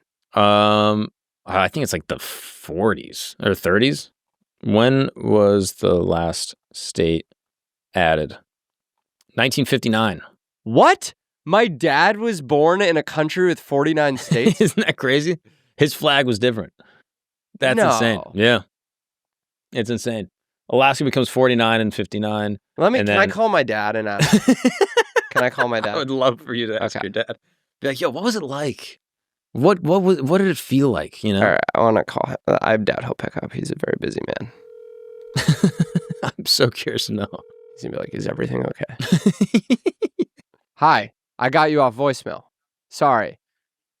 I'm on a podcast right now. Okay, is everything okay? I predicted that you'd say that. I'm on a podcast. You're on the podcast as well. Right this minute? Yes. Oh, okay. Is there a question to come or? Yes. No. Just hope you'd listen in. Yeah, it's not an interview. Okay. I've just learned you were born in an America with only 49 states. Did you know that? That when you were born, Alaska wasn't a state? I did not know that. Oh, so it doesn't figure prominently into your life at all. Like you don't have much recollection of like America newly being a 50-state country in your lifetime? When did Alaska become a state? 1959, August 1959. Also, Between June of 57 and August of 59, I was occupied with other things. Yeah, breastfeeding and such. he was born Exactly. in a Pooping. 48 state America. Oh, wait, when was Hawaii? Hawaii was August and Alaska was January. Oh, my God. You were born in a 48-state country. I think that sounds right, yeah. Uh, But there was plenty of room. It was okay. See, there you go. It was small. I didn't take up a lot of space. It doesn't. Do you feel the reason why is because the topic of the podcast is American expansion under Trump, or at least the threat of it. Do you think any of this shit is legit? Greenland, Canada? I think it's unlikely that Canada becomes the 51st state, but and I think it's unlikely that we take over Greenland or the Panama Canal or Gaza for that matter. But it's not going to stop us from trying. Apparently not. Okay, thank you, Dad. Okay, bye. So, as you He's can always imagine, like he doesn't believe just great change is likely. Yeah, exactly. He also, you know what else he thought was unlikely? Me becoming a comedian. or Alaska becoming a state. That's true. You know what I mean? Think about that. In his lifetime, how quickly we forget. Yeah. Right? How quickly and then he's so confident. Oh, yeah, there's no way. Yeah. You know what I mean? Yeah. All right, we'll see. You're never going to headline Zany's Nashville. Really? He said that. What a niche When thing. you first started, he looked up the comedy thing. Yeah. No, you're not going to get 2 late shows on a 4-show weekend at Zany's Nashville that you'll split with another comic. It just feels like a plug now. But yeah, this became a whole thing, this whole Mexican-American war, right? It was atrocities, you have soldiers looting and violence against Mexican citizens, da-da-da-da-da. Henry David Thoreau and Lincoln both spoke out against the war, with Thoreau famously protesting by refusing to pay taxes, which is nice. That's a good protest. He was like the OG American writer. Henry David Thoreau. Yeah. And this has led to his essay, Civil Disobedience, which is a great, by the way, if anyone is wanting to protest, just don't pay taxes. Yeah, that's a good, go to white collar crime. Yeah, if you want to protest. Yeah. Like, look, I have to save this money because I am disgusted. Well, you know who I always say was a real, has always been one of my favorite activists who didn't pay taxes, Martha Stewart. Absolutely. And she did that for disobedience, civil disobedience. She was in the Chaz. Yeah, she was a big Chaz. Martha was in the Chaz. Yeah. So, 1847, U.S. troops capture Mexico City, ending the war. Then they do this big treaty. Guadalupe Hidalgo in 48 forced Mexico to cede approximately 525,000 square miles of territory in the United States, which includes California, Nevada, Utah, Arizona, parts of Colorado, Wyoming, New Mexico. And these ones are just dropping like fucking you guys get them Instagram app updates. Literally, just fucking like 10.1, 0.2, 0.3, 0.4. They all file in, okay? And California is a great pickup, by the way. Insane draft pick. Who's in California, by the way? Because I don't think anyone was there. Oh, Spain? I don't know if Spain actually had full settlement, but I know that Mexico had control over. Because there's not a lot of Native American names in California. Yeah, I don't know what that is. Like, because I drive around up there, and it's like, all right. Well, how quick you'll get proven wrong by a simple Google. I'm like, there were no Native Americans. There were? Okay. Yeah, only Native Americans, turns out.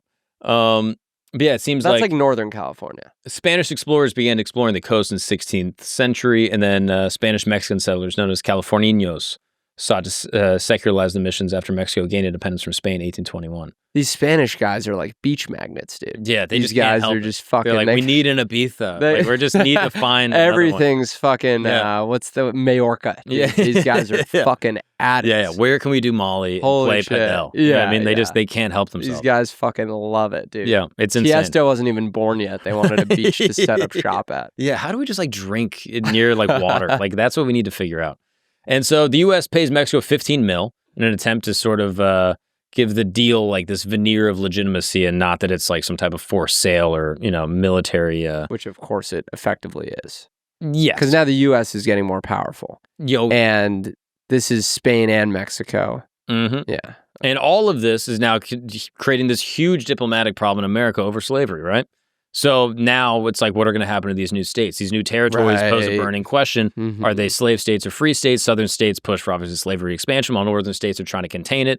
This battle over the future of the territories led to a proposal like the Wilmot Proviso, which sought to ban slavery in any new land acquired from Mexico, but this fails and becomes a rallying cry for anti-slavery forces, deepening the rift between the north such and a south. reasonable proposition. Okay, what if just moving forward, Yes, the states don't have slaves? you can keep all your slaves where they are. Yeah. Just whatever you do, just don't This add is, new by ones. the way, like, I don't know, but the Southerners had such a slavery kink at this point that, like, if they had just relaxed a little bit and they were like, let's just, like, let the new ones be free, maybe we wouldn't have had to have a civil war. But they were like, no. San Francisco needs slavery. everything. Dude, San Diego needs slavery. San Luis Obispo, I want slavery. Yeah. Santa Cruz, the surfing capital of Northern California, I need slavery there. Yeah. It really like is. Please don't cut this out of context, by the way. Just me 30 minutes in. I need slavery in Santa Cruz. It's the opening of the pod, actually. It really is like an interesting sort of expose on like human greed. Yeah. You know what I mean? Like, why did all these like trades happen like early on? It's like, oh, all these imperialist empires like started to crumble because they expanded too far. Yeah. And like, you know, the southern states with their slavery, they're like, no, we're expanding everywhere. We're so greedy. It's like human greed is really like, you know, the root of all evil. And the seemingly, out of everything you've laid out for me, the biggest predictor of a territory not working out for somebody is geographic distance. Oh, yeah. So I don't know about us in Greenland now, because Greenland, if anything, felt like the more likely one. I guess if it's like an agreed upon sale. And also Greenland, I guess, is sort of close to nothing, huh? Canada. Yeah. It is. So I agree. Yeah, I mean, can we get a map actually of Greenland? But yeah, it's like it's hard to really tell with like the Mercator projection of the globe because it goes around. But yeah, I mean, if you because Greenland's so north, it's like around. Exactly, yeah. But it's a massive little chunk of land.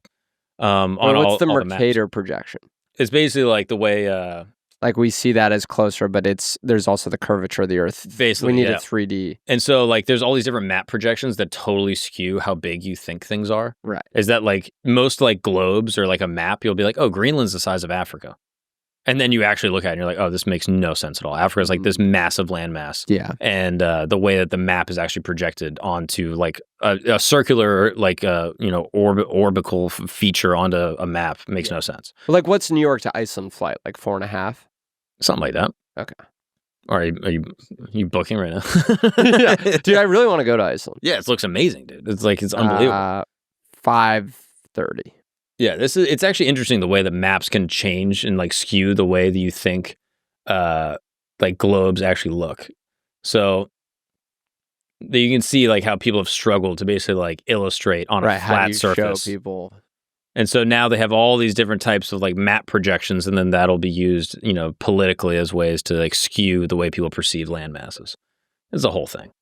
But if you look at it, you're like, dude, Greenland is massive. And then you look at the globe, you're like, oh, Greenland is tiny. But like, look at Greenland in the top right corner compared to Africa. Like that little chunk of ice up there, you're like, dude, this is huge. And then you actually look at it on the globe, you're like, oh, it's actually, you know, much smaller. But still a sizable piece of land with great natural resources. Yeah. And I've heard it's great in the summer. A warm 45 degrees. Yeah. It's heavy sweatshirt. Yeah. So then that brings us to the Gadsden Purchase, 1853. And again, this is a smaller one, but I'm sure you're familiar with the Gadsden flag. Okay. This was planted by Franklin Pierce and his administration, which was dominated by pro-Southern politics and deeply influenced by sectional divisions over slavery. Yada, yada, yada. Basically enter in this dude, James Gadsden. It was a railroad executive and a fervent pro-slavery advocate from South Carolina. And Pierce appoints Gadsden as his emissary to Mexico, giving him the task of negotiating the purchase with Mexican President Antonio Lopez Santa Anna. Gadsden had big plans. He initially proposed buying a much larger section of North Mexico, including parts of Baja California and Sonora, which would have greatly expanded Southern influence. But Santa Anna, weary of American encroachment after the Mexican-American War, faced criticism at home, was reluctant to sell, but again, he agreed to reduce territory, hoping that the $10 million price tag would shore up Mexico's struggling finances. So if you search the Gadsden Purchase, you can see kind of what we got out of that one. So this is the playbook then with Trump, if you go back to it, is he's going to try and impose tariffs on Canada and then put them in weak financial standing. Scoop up the whole thing. Maybe he's a genius. Turns out. If we got Canada and everyone was happy about it. No one will be happy. But even in the time, no one was happy. Imagine like Canada was a state, but every time you went up there, everyone was pissed. Yeah, it'd be way worse. At you. Yeah. You know what I mean? Yeah. Instead of like not. Well, I mean, you go to Texas. Yeah. You know how it feels. Yeah. You know what I mean? They're like, oh, a New Yorker? Yeah. Like, do you ever tell people you live in New York? Like, we went down to Jacksonville. Yeah. We got on the Uber and we were like, he's like, where are you guys coming from? We're like, oh, New York. He goes, sorry about that. Yeah. Like, that's just the sentiment. Yeah. You know what I mean? Yeah, Everyone's that's just like, true. ugh. That's a good point. But it's not as divisive, obviously. I mean, honestly, if I were driving through like Mississippi, I'm not sure I would have the same backstory at all. You ever driven through Mississippi? Yeah. Like rural Mississippi? Not super rural, no. So that place is insane. That place is, first of all, 100% still segregated. So let's just get that straight. Okay, yeah. I drove through the black neighborhood in Jackson, Mississippi, because there was a famous burger place I wanted to go to. Hell yeah. And because I love black people. Let the record show.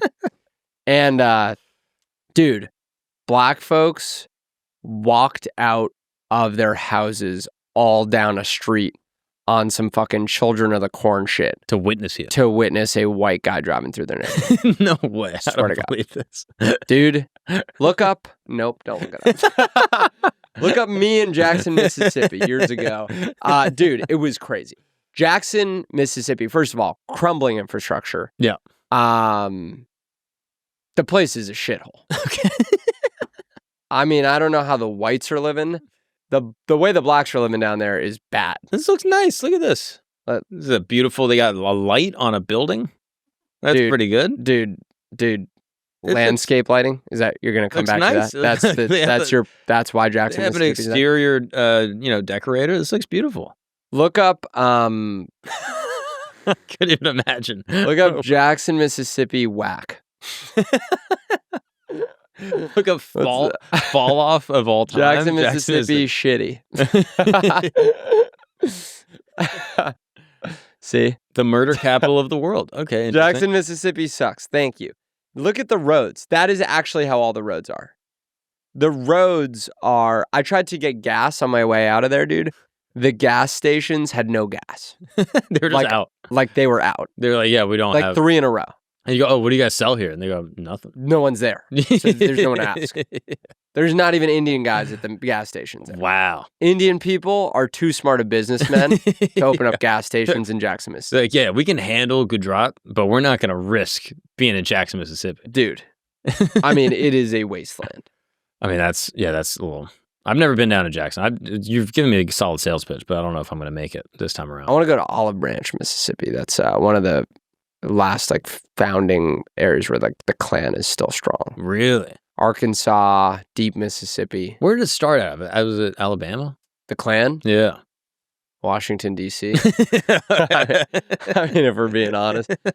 But Olive Tree, Mississippi is like where they still... That shit is so gay to me. Yeah. Like, yeah, wearing their little matching fits. The whole thing is just... Nice absurd. uniforms. Oh, Tennessee. But yeah, the whole thing is just like so corny. Yeah, no wonder. I mean, the landmass looks like a swastika. Or is that their logo? I mean, that's crazy. Yeah. Pulaski, Tennessee. Imagine that's what your town is known for. They have it on the signs and you drive. Yeah, home of the Ku Klux Klan. Like, oh, interesting. Everyone seems to drive around our town. Yeah, I wonder what that is. It's really bad for tourism. What's up, guys? We're going to take a break really quick because I got to tell you about an amazing service known as Blue Chew. That's right. Blue Chew is a service that basically delivers this chewable tablet to your door whenever you want, once a week, once a month. I don't even know if they could do it that frequently, but they'll send it right to your door. You don't have to go to the doctor and have some awkward conversation with some guy in a lab coat, some dude that's judging you, probably, if I had to guess. With Blue Chew, it's super discreet. The packaging is discreet. It's just a couple questions on their website, and they will send you chewable tablets that have basically the same active ingredients as like a Viagra or a Cialis, but at the fraction of the cost and in a chewable form. It's great. It truly is. I mean, one time I was in the woods, and we were cold, and it was raining, and I pitched a tent with the help of Blue Chew, and everyone gathered under it. and we were safe, and it saved me and a lot of lonely people. So if you're interested in Blue Chew, here's how you get it. You're going to go to bluechew.com and use the promo code Gagnon. That's right, Gagnon. It's kind of funny. Gagnon has the promo code. I don't know why exactly, but it is funny. And you're going to receive your first month for free. That's right, bluechew.com. Use the promo code Gagnon. Check it out. Blue Chew. Let's get back to the show. What's up, guys? We're going to take a break really quick because I want to help you make sports more fun. That's right. If you like watching sports, there's a way to make it 10 times more fun, and that is with Prize Picks. Prize Picks is the largest independently owned daily fantasy sports platform in North America. It's absolutely super fun and super easy to play. All you got to do is pick 2 to 6 player stats and hit more or less, and you can watch the winnings roll in. And to be honest with you, I'm pretty good. I've been winning some money, but I've lost more. I'll be honest. I'm bleeding money right now. I'm terrible at this game. I know nothing about sports. I'm awful. I always click more or less on the wrong things. So whatever I do the exact opposite of. Apparently, people are winning money on this. There's some people that are making, they turn $10 into $1,000 in just a few taps. Not me. Maybe you could figure it out. I don't know how to do it. So let's look at the picks from this week, shall we? Tonight, Thursday. That's right, February 13th. We got the Heat versus the Mavs, 2 teams who traded away their superstars during the deadline. Traded them away. Gone. So, with all that in mind, Kyrie, I'm going to say more. Tyler Hero, I'm going more. And then we got the Warriors versus the Rockets. The Warriors looking great with Jimmy B. I'm going to say more again. If you guys want to play and make sports more fun, go to the App Store, download the Prize Picks app on your mobile device, use the promo code CAMP, C-A-M-P, and with your first $5 lineup, you will get $50 instantly deposited into your account that you are able to play with. That's right. I mean, here I am, giving the good people some funds to play with. So, you're welcome. Well, let's get back to the show. As you can see, this whole annexation situation is just creating a powder keg, for lack of a better word. Yeah. For war. Yeah. Right? Because it's like, what are they going to be? Are they slave? Are they free? Da-da-da. And they do this Gadsden deal. They get, the little southern part of Arizona and lock in some more southern land. And it's a whole situation. But up until this point, they have now like a pretty solid grasp on this chunk of land that we now know as the United States of America. But now we get to Alaska. Alaska is interesting because there's technically a purchase of Alaska in 1867. Who had it? We're about to get to that. Ready? It begins with Russia.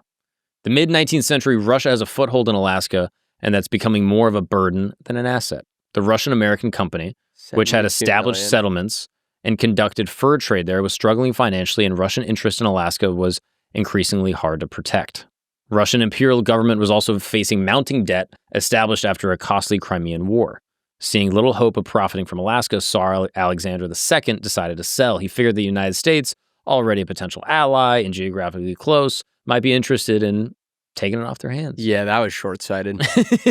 We were allies for a hot second. Yeah, until you gave us Alaska, you Thanks dumb idiots. for literally diving on the sword when it comes to World War II. Yeah. All the Russians died on our behalf, and we somehow walked away with the dub. No wonder you guys fucking hate us now. Yeah, right? Yeah. Like, have you heard that quote that World War II was won with British intelligence, And Russian blood. American manufacturing, and Russian blood? It's true. I mean, if you look at the overall death toll of World War II, you're like, wait, everyone in Russia died? The Russians. Like, everyone? But I yeah. mean, And then they ended up fighting a civil war, and that contributed to even more death, the whole Bolshevik Revolution, yada, yada, yada. It's a crazy time over there in Russia. does that say 72 million or 7.2 million? 7.2. We bought it for $7 million. Yeah. Like a penthouse in America, in New York. Dude, I can't tell you what my apartment costs, but like... Maybe like, I don't know, a quarter, a half of an Alaska. Like within striking distance It's crazy. of the price of Alaska. It's insane. You could have bought Alaska, you fucking idiot. Wow. Yeah, it's wild. Tsar Alexander decides to sell it, and What's that in today's dollars? Is that like 70 million today? Probably up there. Yeah. I'm gonna guess. I think that's probably reasonable. Maybe I'm gonna guess 100 mil. Yeah, let's see. 153 million. So changes the numbers a little bit. So like a nice Like one of those crazy, like A compound. yeah, like Los Angeles. This is setting the new record for the home price. Yeah, I don't think it's a home. 153 million. Like, I think like what there is that crazy one with like the sliding ceiling that like you can, and it comes with like a Bugatti and Oh, shit. you do read Architectural Digest. Dude, I love that shit. I love that about you. I love looking at fancy shit. It's so cool. It is nice, right? It is cool. Yeah. I like to picture myself there. Just manifesting. I'm also like, when this fucker, my dad, dies, I'm going to come into a bag. So I got to like, I'm always thinking ahead. Your game, Yeah. you gotta scope it out. See, I'm not in that same situation because my parents had 7 kids. Yeah. So do they have money? Fine. Yeah. Fine. You're going to see like a couple $100,000. They got it. Yeah, probably. Yeah. But I might parlay that, you know what I mean? Might do a little flip, might have to go quell a native rebellion somewhere, and then who knows what I can do. This is why I'm reading about this. I'm learning. Right. But yeah, the Russians were like, hey, we're going to prevent Britain, all right, his rival in North America, from acquiring the territory through force or influence. You got to think Canada still at this time has a lot of British sympathies, and I'm pretty sure it's still controlled by the British. So he's like, I'd rather America have this than the British. So he's in a deal with the devil. See, here's the thing is there could be a case to be made for the notion that the expansion of one country could create peace. Okay. I'm listening. You got my ear now. Just like if everyone was the same philosophically. Don't be careful. Careful. Yeah, this is starting to sound a little Hitlerish. I guess what I mean is like... No, you can pull it back. All right. If everything was the Chaz. Okay. Right? So it's like this like liberal land of equity and everyone can be different races and shit, but everyone like, maybe we're all speaking the same language. Oh, okay. That's a little dicey. Yeah, we're getting close. All right. It keeps getting dicey there. Right. You see how it starts off good. Right? Yeah. And you're like, you mean it in a nice way. You're like, all... I want us to all be on the same page. Okay, I'll put differently. What if we all had the same laws? Right? Then you could have a case to be made for like, we have the same moral compass. We all align on the same things that are good and bad. And if we could all align there, then we could like hypothetically foster in an era of like unprecedented peace. But unfortunately, you sort of need diversity of everything, including borders, peoples, cultures, to keep everyone accountable. Because as soon as you have one dominant thing, then dissent becomes dangerous to that thing, but that thing has overwhelming power. It's crazy, but there's pretty much no way to have peace. Because disparity engenders conflict, but so does uniformity. Yeah, I mean, class is inherently conflict, right? I mean, like power is inherently conflict. If there's one world government where there's someone that's in control of everything in some capacity, then who puts a check on that? You know what I mean? Mm-hmm. So you kind of need, maybe it needs kind of like, opposing sides to keep checks and balances on each other. Yeah. Hey, if you guys do something real bad, right, we might have to step in. Right. And then also we're going to take all your stuff and then you we're want going to like do something 5 powerful guys. Here we are. 5 big dogs. And Trump's trying to eliminate other big dogs. But then maybe the other big dogs are like, hey, you can't do that. Right. So maybe it's good that there's other big dogs. I think it is. Time will tell. I think all this is telling me, I don't know. Well, I don't think we're going to get Canada. I don't think he thinks we're going to get Canada, right? The Canada thing I think is a pump fake. It's just like a little saber rattle. Yeah. You know what I mean? The Greenland thing I think he genuinely wants. Is serious about. And I think that he can potentially be like, hey, we're going to annex you guys totally. And the Danes are going to be like, you're going to send military? And he's like, yep. And then he goes, but what if we just set up more bases and kind of create like an expanded version of what we have right now? We get access to all the minerals. And they go, all right, that's fine. I think countries are much like apartments in Williamsburg, okay, where like they've just skyrocketed in value. Because you could buy full-blown territories in 1957 for $7 million. Yeah, well, 153 million. Yeah, for 153 million bucks, which again, to our country, that's nothing. What is the country with the lowest GDP? Can we look that up and just see? I'm guessing like Burundi or some shit. Something, right? Yeah. But like it would be something where you're like, oh, there's South Sudan, individual people. Tuvalu, it's GDP of 0.07 billion. I mean, you don't even need to put the billion in there. No. Like that's a rounding is that error. 70 million? Yeah, I think so. I think that's or maybe 700 million. 0.07 billion, I think is 70 million because 0.7 billion would be 700 million, right? Something like that. I mean, someone could just buy this. Like multiple individuals on Earth could just buy. Can we pull up some pictures of Tuvalu? I mean, why are we thinking so big? Why don't we start by just setting a precedent of yeah. Oh my God. Are you serious? What? Yeah. I mean, do you think you get your hands on 0.007 Dude, it looks billion? like it's Florida. It looks like Florida. It's Florida. We got Australia. We got Florida. Yeah. Dude, why are we not going to Tuvalu? Yeah, it is. I mean, you can see why they kind of did the whole Guam thing. And is that a hotel in Tuvalu? Where is Tuvalu? I think it's Micronesia. So I think you're going to be in like South Pacific. Okay. So it's a little speck. So first of all, it makes sense that they've low GDP. Yeah, I mean, nice. It's hard it's to South get there. Pacific. Yeah. So you'd have to be right near like dude, Samoa. Fiji, ooh. Tonga. Imagine if we could fly there, no passport. That would be sick. Direct flights to Tuvalu. But you think about it, like, have you flown to Hawaii? Yeah. It's a long way. Yeah. It's a long way. It's a pain. That's not for us. During COVID, it was like a pain. Hawaii is for California. It's not for us. Yeah. And so all that to say, it's like you think you want Tuvalu, and then if you're rich enough to have Tuvalu, you're like, well, I might as well just buy a beautiful piece of property. Four Seasons Anguilla. Exactly. You know, and as a random example, and definitely not where my family has a house.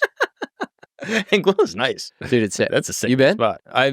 My buddy Alex just went, and he thought it was Antigua, and then booked a flight, and literally showed up, and it was in the wrong place. Oh, and he just got a hotel there. And he was like, Anguilla is sick. He thought he was going to a different place completely. Yeah, wow. I get that. They get mixed up a lot, but that's crazy. Yeah. It's crazy I've done that. I tried to go, the ski resort now known as Palisades used to be known as Squaw Valley. There's another Squaw Valley in Fresno. And I flew with ski shit to Fresno, to a warm part of California. And everyone was looking at me. I had a ski jacket on the plane. It was 70 degrees. You're like, I'm just going home. I'm living Fresno, obviously. I was like, I'm just really cold. Yeah, I connected, and wherever I'm the so fuck you cold, are. 70 is freezing for me. I have polio. Yeah. I'm not doing well. I'm not well. And I need to be in a I'm unwell parka. But yeah, the Alaska thing is pretty wild. Literally, this dude, William Seward, but a different C word. Yeah. He was SEW. Yeah, exactly. Okay. He was a big expansionist, okay? He's been interested in expanding the U.S., saw Alaska as a stepping stone to Asia.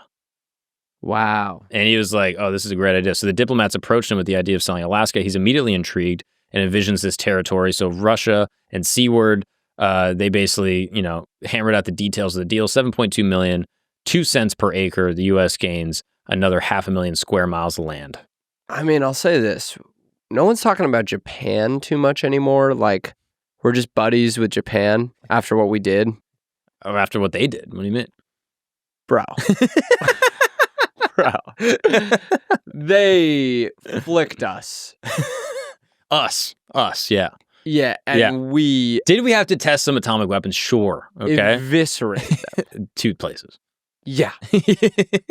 They accidentally spilled a glass of water on us, and we set them on fire. Ask China, though.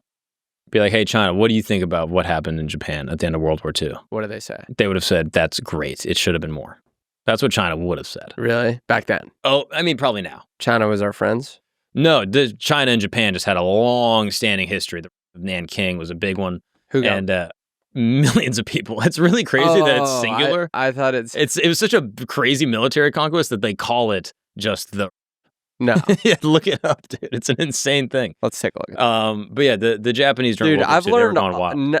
By the way, of the topics I thought we'd learn about, not many, but fucking Rockefeller living on an island, the rape of Nanking. Yeah, can we start? Is not a one person who was a big deal. No. There's many people, and it was yeah, it was. I mean, it was an insane thing. I mean, Japan invading China was like a big Nanjing.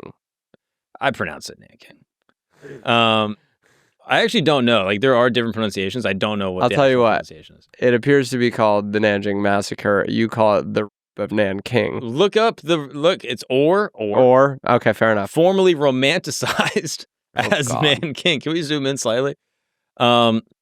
This was the mass murder of Chinese civilians by the imperialist Japanese army in the capital of the Republic of China. And the Japanese did this? Allegedly. 200,000 civilian deaths. How many did we get? 150 per bomb? Something like that. We got 3. Yeah, something like that. Also didn't happen to us. Yeah, exactly. Yeah. No, but that was just us being like, whoa. Watching someone get kicked in the nuts and then shooting that person with a bazooka. Exactly. I mean, Jesus Christ. Yeah, it's insane. But now we're like all good with Japan. Yeah, now it's chill. They were like, if you like, I've seen memes where it's like Japan in like 1938, and it's just like fucking just samurais, and then Japan now is just like anime girls. You know what I mean? It's like an insane flip. But there's no path to that being America, in my opinion. Like the cultures have diverged so greatly. Cultures in what way?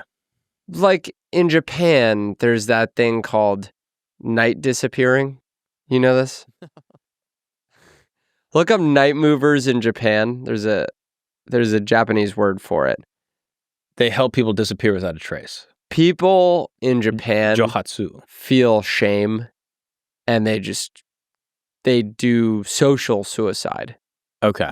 But they want to live. And they just disappear. They just go like into the woods, and there are companies that exist to help them move into obscurity without a trace. I mean, that's kind of better than killing themselves.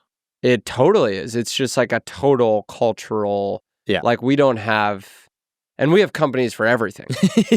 And we just like, guys here, if you feel enough shame, blow their brains out. Yeah. And if they feel any less shame, they kill their wives. But we really go to violence. Nobody, for some reason, has thought like, let's just peace out. Yeah, I mean, but it's pretty rare. It's pretty rare. Yeah. But no, this is wild. I've actually heard interesting theories about like a lot of the shame and stuff, obviously tied in with like, you know, in like Korea, Japan, a lot of like Asian nations, is that it's built into the culture that like your family name precedes your name. You know what I mean? Yeah. And so like, you know, if you've seen Squid Game. Yes. Right? Like all of their names start with the same name. Right. It'll be like Park Ji Young or something like that. Yeah. And I think Japan is similar where like the family name precedes. And so as a result, you're constantly reiterating the family. Every time you introduce yourself, it's like, I'm from this family. Right. Like imagine like you introduce yourself, you'd be like, I am Zelnick. Yeah. Of the, you know, Lucas of the Lucas variety. Yeah, exactly. Yeah. That like the Lucas part is like, is just the trivial compared to like the prominence Zelnick of the name. It all. So everything that you do bad, they'd be like, oh, Zelnick did this. Every bomb. Every bad crowd work interaction. Zelnick wants slavery in Santa Cruz. You know what I mean? Like that's what people are gonna say. Fuck. Dude. And now you're like, oh shit, I'm bringing so much shame to my family. And then all of a sudden you tie that in with like the religious tradition in Japan, like Shintoism, and then like the law of like samurai culture that like never really goes away. There's actually a fascinating thing at the end of World War II. Like the emperor of Japan basically is like, hey guys, we're done with the war. We're over. Okay. And he speaks in like regular Japanese, just like the modern Japanese of the time. And then code switches into Imperial Japanese, like the ancient dialect, and goes, our new war is no longer a war of blood and iron, but a war of technology and economy. And literally like announces to the whole nation. Like this emperor at the time is seen as like deified. And he's like, our new war is going to be economic. And we're going to take over the world through like ingenuity and invention. And that's why like the salarymen of Japan today are seen as like samurais in a way. Like they're revered. And they work all day. And they try to like build up the economy, and they create Sony and Nintendo and Mitsubishi in every car we own. Right. And as like a landmass in terms of GDP, like they're crushing everyone. So in a way, they've just sort of diverted their war focus to being less military and being more economic. It kind of worked out. Pretty wild. Yeah, that's pretty instructive. Like, why could we not just be autistic about a different thing? You know? Yeah, exactly. Like if Trump could just come out and be like, hey, new plan. We don't hate immigrants and trans people. Yeah. We actually just like really need to be good at AI or some shit. Yes. That could be like good for us. So that's just not in the American ethos right now. No, that's and, not and our we way. and we would have to get punished pretty bad in a war for the leader to be like, hey guys, we're doing a new thing. I'll say this. The grip that this man has on the American ethos and the power that he has over the mind share of his people mixed with the indifference of liberals of anything, he really has the power to create a paradigm shift with the American identity. Yeah. Because liberals are going to liberal regardless. But we're not especially, spineful people. Mm-hmm. Yeah. Yeah, no. And the Democrat Party is just kind of like... If he came out and said anything, though, I think his followers would be pretty on board. As long as he said it in sort of his type of way. Yeah. I mean, and he has. And that's why I'm like, this Greenland thing is... He might scoop it up, dude. I don't know. Yeah, dude. But yeah, so that's basically how they get Alaska, and it becomes a whole thing. For years after the acquisition, Alaska is sparsely populated, and Seward's critics felt vindicated. And then in 1896, everything changed. Prospectors struck gold in the Klondike region, sparking a gold rush. I wouldn't say everything changed. Everything changed. With regards to Alaska being sparsely populated. Everything changed. I'm telling you, dude. You think about Alaska, you're like, I would move to Alaska. In 1896, that's the first crypto. You're like, dude, we just found Bitcoin. Gold and we found Klondike. Bitcoin and Klondike. And so now all Klondike of a sudden... bar. It's like the gold of ice cream. Write that down. That's a good idea. Send that to them. I think that's probably why they named it that. I think it was a coincidence. I doubt it. No, that's definitely why they named it. But yeah. So basically, this sudden wealth validates this dude, Seward, who basically was like, no, Alaska's going to be sick. And yeah, it becomes obviously super important in like the Pacific Wars that go on after World War II. Still the least populous state. I don't know if it is. I think Wyoming is the least populous. Can we get a fact check on what is the least populous state in the Union? Let's find out. You fucking cocksucker. But I'm sure this is Alaska's what happens when you have a podcast where you educate people. So you just know shit like this. But the last episode we did was the least populated states in order. So we just went all the way through. You must pick up some random ass factoids at this table. Too many. Yeah. This is like, by the way, this is what a podcast should be. Is a guy with shoulder length, long hair, just talking about mostly reading facts that other people wrote. Exactly. Precisely. Riffing on it in a 10. This is podcast. I think we peaked. This is the podcast. We've literally peaked, and we haven't even got to Hawaii yet. Isn't that crazy? Give me Hawaii. So, basically, 1898, we get Hawaii. Pretty sick. For centuries, the Hawaiian Islands were ruled by an independent monarchy. But by the mid-19th century, the islands were becoming a strategic interest for global powers. Their location in the middle of the Pacific made them ideal for refueling and military stops, and the island's fertile lands attracted American sugar planters who quickly gained a foothold. These planters, mostly American with strong ties to the U.S., began to wield significant influence, pushing for policies that would benefit their sugar exports. The McKinley Tariff in 1890, which eliminated the duty-free status of Hawaiian sugar, only increased their determination to tie Hawaii economically and even politically to the United States. Here's what I can say.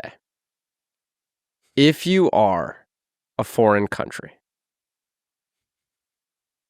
and you are powerful in your country, and white people come into your country and start getting rich, kill them. Fucking kill them immediately. Yeah. Because you are fucked. The most fascinating version of this, to be honest with you, is UAE. I'm fascinated by this. This guy, Sheikh Zayed, is like maybe one of the greatest leaders of all time. Literally, UAE is like just a bunch of like warring tribes. These different emirates, like Dubai and Abu Dhabi, are separate like kingdoms. Right. And they're fighting each other for literally all of human history.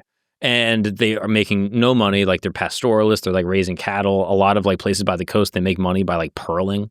So like they dive into the water and like get pearls and sell them. Like they're just like roaming Bedouins with like no real like influence or anything.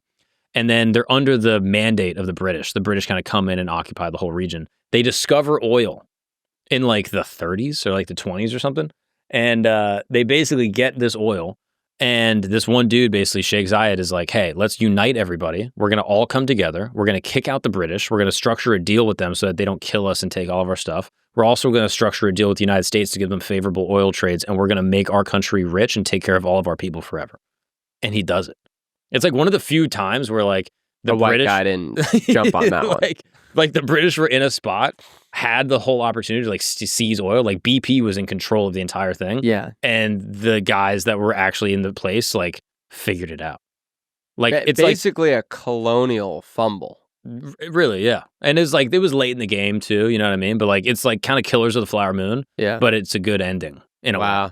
You know what I mean? Yeah. I mean, now people can look at UAE and, likely criticize it. But at the time, it's kind of a win for... Could criticize anything, but I mean, would it be better if everyone over there was British? I don't think so. I mean, ask Wouldn't be- India. I don't think they liked it. No. So it's like they got to control their thing. And then they literally, to this day, if you're an Emirati citizen, you get paid like $50,000 to graduate school. You get paid money to start a business. If you get married, they give you 20 racks. Like, wow. And the only people who had to pay for that over there is just any woman. But even low key, dude, you talk to the Emirati women, they're kind of like, this shit is kind of fire. You know what I mean? We don't want to drive. Have you talked to Emirati women? No, I'm not allowed to. But they're like, dude, they're not allowed to speak. But if we could speak to them, hypothetically, we might know that they love it. I'll be honest, of all the Middle Eastern countries I've been to, which is not many, UAE is like of the best. And they got a good vibe. I mean, we went to Qatar, UAE, Tunisia, which is technically like North Africa.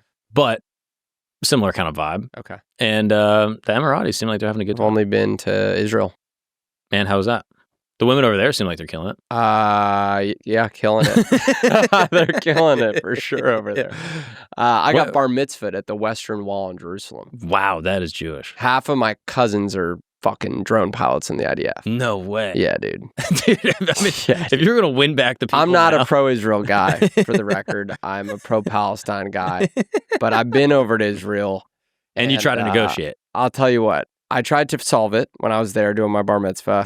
No one listened to me. See? I don't speak Hebrew or Arabic, which is those are kind of the big ones over there. I don't like it over there. I didn't like, you know what I didn't like over there? And this was, first of all, when you're a Jew, like, you become pro-Palestine as a Jew the same way that like a girl from Michigan becomes a lesbian. You go to college and you talk to some people who aren't. That's how you become pro-Palestine as a Jew. So that's when I became, but in high school, it doesn't even occur to you. You're like, to you, Palestine, as far as what you've been told by every older Jew, Palestine is just what they call where the terrorists live. And the terrorists want to kill us. Those are the Arabs. The Arabs want to kill Jews. And then you get to Jerusalem, and like every guy in every corner has an AR-15. And like they're always telling you about like buses that are getting blown up and stabbings. So I would say like my vibes in Israel were like pretty low-key bad. Yeah. Like, first of all, as a guy who was in New York City on 9/11, I got really afraid of Muslim people and terrorism for a long time. Yeah. And like I was Islamophobic, not in that I hated Muslim people, but in that I quite literally feared them. Like I thought they wanted me dead. And then all the Jews were like, that's correct. They do. Right. And so like I had to sort of unlearn those things. But nonetheless, every time like someone's, because I talk about being pro-Palestine on stage, and then a lot of Jews will be like, yeah, you think they like you over in Gaza? You think if you went to Gaza, they would like you? I'm like, no, dude, I don't want to go over there at all. I don't want to go anywhere over there. I'm good in New York. I like it here in New York. Yeah. I can hardly handle Des Moines, Iowa. I was there on Sunday. I didn't like that. So no, I will not be going to Gaza. I support Gazan people's right to not be killed, but I do not want to be over there. Yeah. Even if they're happy, I'm sure they don't like me. I don't blame them. I don't want to know if they like me. I don't want to find out the hard way. Trump says he's going to turn it into a Mar-a-Lago. Right. So that is that's a tough one. He said unlimited jobs, didn't he? Yeah, I think so. Yeah, that's unlimited jobs. I'll say this: if I'm a Gazan mother and I see that screenshot of Trump and Netanyahu standing on two podiums with the American and Israeli flag next to each other, I'm going, someone get me a lot of heroin right now. I'm just going to OD now. Where's the fentanyl?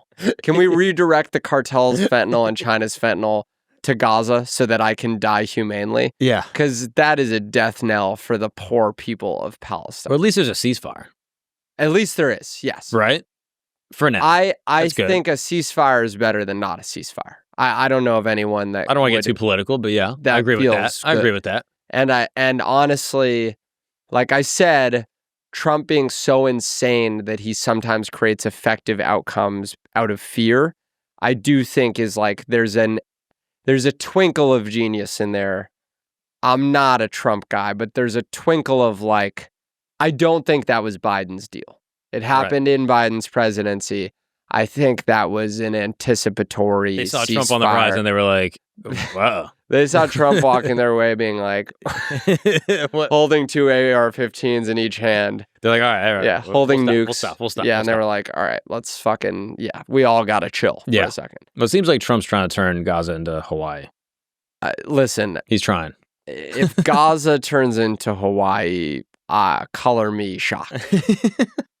Well, it's happened before. You know, Queen Liliuokalani, Hawaii's last reigning monarch, came to power in 1891 with the hope of restoring the authority of the Hawaiian monarchy and curbing the influence of American interests. She proposed a new constitution that would restore voting rights to the Hawaiians, reduce the power of foreign landowners, yada, yada, yada. And this doesn't really go great, as you can imagine. 1893, a couple of businessmen, with the support of the American minister to Hawaii, orchestrate a coup. Stevens went so far as to request U.S. Marines from the USS Boston stationed nearby to land in Honolulu. With the intimidating presence of American troops, Queen Liliuokalani was forced to surrender, believing it would prevent bloodshed amongst her people. She abdicated her throne under protest, hoping the U.S. government would eventually restore her monarchy once they realized the coup was illegal. But instead of restoring it, they built the Four Seasons, and the U.S. annexed it completely. Benjamin Harrison submitted Liliuokalani. I know what American white men will do in 1957. The right thing. The right thing, exactly. They'll just see it in their hearts. Yeah, exactly. They respect me. It's interesting because some people actually oppose the annexation. So this guy, Harrison, is obviously like, all right, let's do it. But it's met with opposition, and then Grover Cleveland becomes president, and he opposes the annexation. Wait, who's Harrison? Benjamin Harrison. Who's that? He's a random president, you know, Benjamin Harrison? He's one of the leaders of the free world, yeah. No, brother. No, it's a real guy, and he was Benjamin Harrison was a president? He was the 23rd president of the United States of America. I'll tell you what, never heard that name in my entire life. Yeah, he was a That president. is like the Chaz for me. This shit, he has eluded me. Yeah, no, he was president from, what is this, 1889 to 1893. So he served his full 4 years from Ohio, and yeah, there you go. Oh, he was related to William Henry Harrison. William Henry Harrison was the guy who did such a long, drunken inauguration speech that he died of pneumonia. He got pneumonia. He's also the great-great-grandson of one of the founding fathers. You know, it seems like the best way to be a U.S. president is to be related to another U.S. president. Yeah, it's extremely helpful. I mean, have you heard the, like, 50... something... No, it's actually... Can we search presidents that are related to each other? There's, like... 90% of U.S. presidents have like a common ancestor within the last like 300 years. I mean, okay, yeah, out of 46 presidents, 44 are related by blood and 2 are related through marriage. Oh my God. Yeah. This shit goes all the way to the top. I mean, apparently like even Obama's connected, technically speaking. And some people I think are... I mean, I think we can agree that's probably not true. Some people suggest that this is... like, search the ancestral background. I mean, this will... I gotta say, everyone's always talking about the Jews. None of these fucking guys are Jewish. They're Freemasons. They're Freemasons. Okay? The next time you come at me on all the Jews, it's all a big cabal and they're all in power. How about the presidents? That is proof of anti-Semitism. Yes, we're a cabal. Yes, we run media, entertainment, and banking. But we don't run politics, which is like the shit. Then you start Googling AIPAC and you're like, all right, well, you know. What's AIPAC? It's like just the Israel lobby. Yeah, apparently they got some money. Nowadays. Fair. I mean, listen, I'm not saying the Jews are innocent. I'm saying we're not the only guilty ones. No, of course not. And yet we're the ones that everyone gets annoyed about because we're the most whiny and annoying. Even though, like, even cabal, you guys need to change that.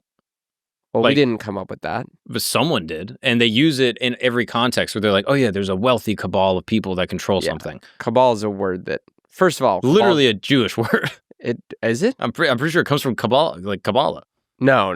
Can we find out the etymology of cabal? God. If it's a Jewish word, it's going to be bad. Because I'm almost certain. Let's see. Latin, motherfucker. And... French. No, see, that is your anti-Semitism. See Kabbalah. The medieval... Kabbalah is K, dude. Look at the bottom, bro. It says right there. 16th century denoting... That's a K. Kabbalah is a C. These are not related. They come from the same root word, bro. I'm telling you. Okay, so this is the ancient tradition of mystical interpretation of the Bible. Okay, but what about cabal? I'm pretty sure it comes from the root word. Yeah, but like hungry and hung probably come from the same root word. It doesn't mean the Jews are behind both of those too. What about cabal?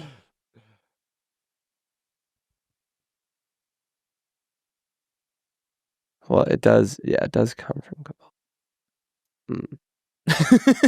Look, I'm pretty sure. I'll sort of give you this. I'm saying this one. is a branding thing that you guys need to do a better job with. Okay, but my thing is like, I don't know if it's our branding or if it's like how you guys brand us. I'm sure it was not you guys. I can't imagine you guys would put it in our faces. I just feel like you guys made cabal a bad word because you hate us, not like we made it the word. I'm agreeing. Right, but now you guys need to stop using it. Right. In any other context. Right. And be like, yo, don't use the C word. It's a group. Exactly, yeah. It is a group of powerful Jews all colluding to control things. It is not a cabal. Cabal is anti-Semitic. Exactly. Yeah, okay. See, this is the power. Words of power. All right, I understand. So yeah, not a lot of people wanted Hawaii. It was contested. Okay, this guy Grover Cleveland, he opposed the annexation, recognizing the dubious nature of the coup, and even ordered an investigation, which concluded that the overthrow was indeed illegitimate. Cleveland pushed for the Queen's reinstatement, but the provisional government of Hawaii, led by Sanford Dole, refused. Sanford Dole, I don't think was Hawaiian. Sanford Dole rocking a Vineyard Vines polo, croquis, and flip-flops. Yeah, I think we're probably not going to reinstate the Queen. Yeah, I think we'll just kind of leave her on the beach for now. North Shore waves are firing this winter, so I'm going to probably head out for a surf. Yeah, we're just going to be at the Volcom House, but I'm telling you, whenever things clear up, we'll get her back in for sure, okay? But just wait after this swell, okay? The issue was in limbo until the election of President William McKinley, again, a known expansionist with a vision of getting America's influence in the Pacific. We can't talk about the monarchy during Billabong Pipe Masters. Sorry. Yeah. There's been some absolutely massive wipeouts. Dude, Jaws is absolutely torquing right now, so we're just going to kind of just chill. But yeah, so the Spanish-American War breaks out in 1898. Hawaii's strategic location for naval operations in the Pacific made it more desirable. McKinley saw Hawaii as a crucial military asset, and without waiting for formal treaty, McKinley pushed through a joint resolution in Congress, the New Lands Resolution, annexed Hawaii in 1898, bypassing the Senate's treaty. Hawaii is formally declared a state later, and its strategic importance is sealed. As you can imagine, for many Hawaiians, this was painful. Native Hawaiians were never given a voice on the decision. Queen Liliuokalani, who fought tirelessly for her people's independence, spent the rest of her life in Hawaii writing and advocating for her people, but was unable to restore monarchy. But probably avoided bloodshed. So maybe that's something good, you know? Yeah. Yeah, one of the first clear moves in U.S. transformation into a Pacific imperial power, signaling an era of American expansionism. Now, lastly, let's get to some of the more interesting ones that are not states yet, okay? Puerto Rico, Guam, and the Philippines. These are all controlled by which imperial power? Us. Before us. Oh. You got this. England? Spain. Fuck. So close. Oh, you're looking at me because we talked a lot about Spain. Yeah, and just like Puerto Rico, I figured. You looked at me with this knowing look like, come on, we talked about Spain. I thought it would be a layup. I figured you'd be like, who controlled Puerto Rico? Who could it be? Oh, Puerto Rico. But I was thinking of Philippines, and I was like, who would control Philippines? Well, have you ever met a Filipino person? No. I went to a Korean. No, it's different. I know like women. If you ever meet a Filipino, I have a girlfriend. There's like a 50-50 chance that like their last name is like Lopez. Oh, like Mario Lopez. I don't know if he's Filipino. Pull it up. I think he's just Mexican.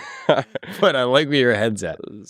But yeah, I'm pretty sure, like, look up, like, the most common last names. Mario Lopez is a guy, not the Mario Lopez.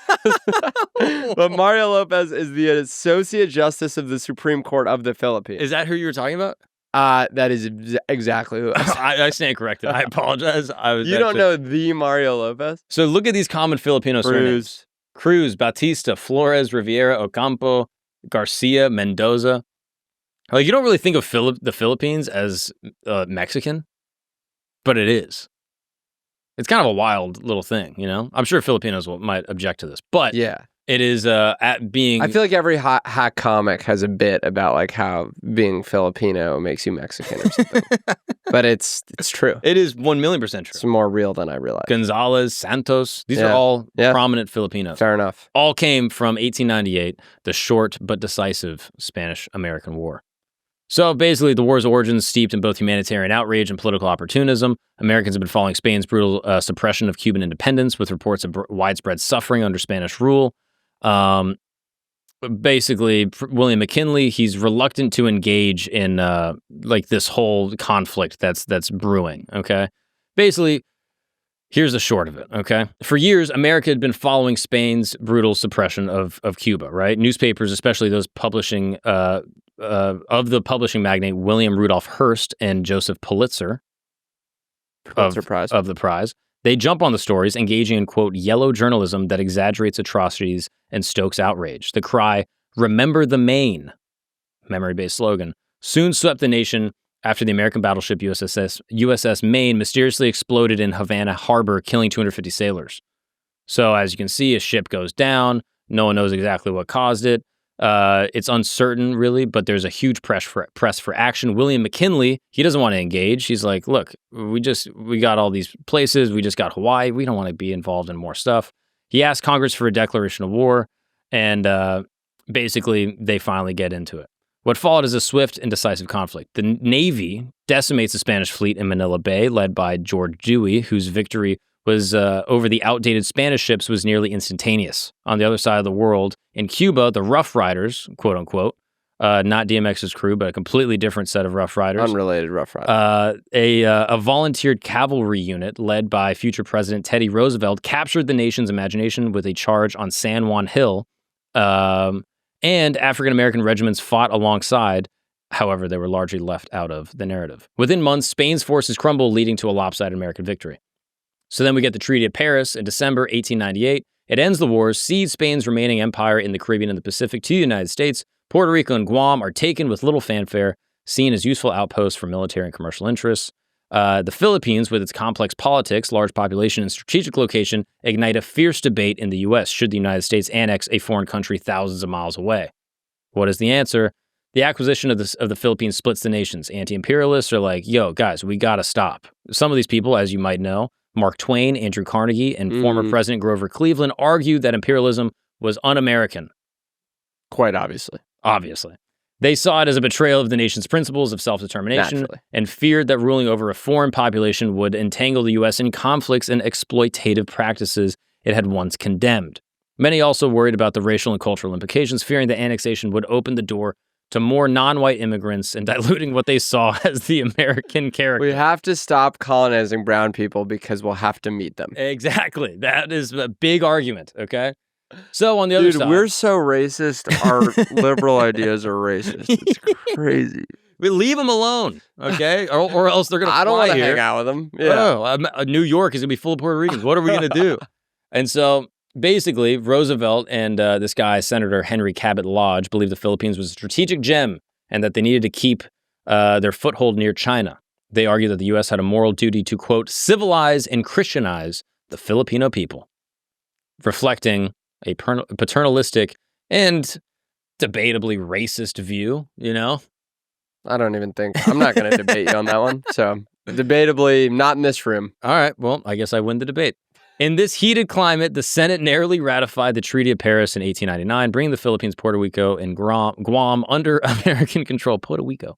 And so by acquiring the Philippines, this is a whole thing. The Filipino leader, Emilio Aguinaldo, fought alongside American forces against Spain, now turned against the U.S., and what would be clear that American liberation meant American rule. So the Philippine-American War, a brutal conflict from 1999 to 1902, resulted in the deaths of tens of thousands of Filipinos and thousands of American soldiers, reports of atrocities committed by American forces, yada, yada, yada. Okay, sure, there's probably, a couple bad things that happen. But the aftermath of all of this basically means that Puerto Rico and Guam remain U.S. territories because there's not really a huge dispute and, push for independence in the same way that goes on in the Philippines. And the Philippines gains independence in 1946 after a turbulent period of American rule. But the war had changed America irrevocably. It ushered a new era of imperial ambition, pushing the U.S. beyond its continental borders into the realms of global power politics. And that basically gets us up to where we're at. Yeah, that's how we kind of scooped up all of our little spots. I would say Puerto Rico, of all the places we got, I would say one of the best. Yeah, I've never been, but I heard it's nice. It's pretty sick. I mean, just in terms of what we get out of it. Yeah. You know what I mean? Yeah. Like, we had one bad bunny. Yeah. Like, Denver's never given us a bad bunny. No. I don't think, right? No. And Denver was, cheap. Yeah. I mean, like, for all the other places we got, I don't think we got one bad bunny out of all of it. I mean, it's kind of sick to think, like, Bad Bunny's an American. Yeah. Like, I mean, I don't know if he'd say that. Yeah, no, he probably would not. After what Tony Hinchcliffe said. But if you think about it, yeah, he's full-blown American. Yeah. I mean, listen, I gotta say, hearing all this, I thought our biggest fuck up was the Native Americans, but we like fucking murked everybody. Well, now this is where it gets interesting. This is where we have to leave off, is that this was the old days of imperialism. Yeah. Where you'd go out and find some land, find some resources, scoop it up. But Civilize then the people, give them God. But then you get into what we did after World War II with a little organization settled in Langley, known as the CIA. And basically now it's like, okay, we're not going to go and control the countries. That's the whole thing. You don't want to try to, like colonize some country all over the world. But let's just set up a leader that's one of our guys and form some type of coup or color revolution and put in one of our assets that'll do our bidding, sell out their country to the American interest. And then we can continue our colonization without any of the moral discrepancy of having, boots on the ground over there. So you're saying we do that with Canada? We got to get rid of Trudeau and we got to put in Hunter Biden.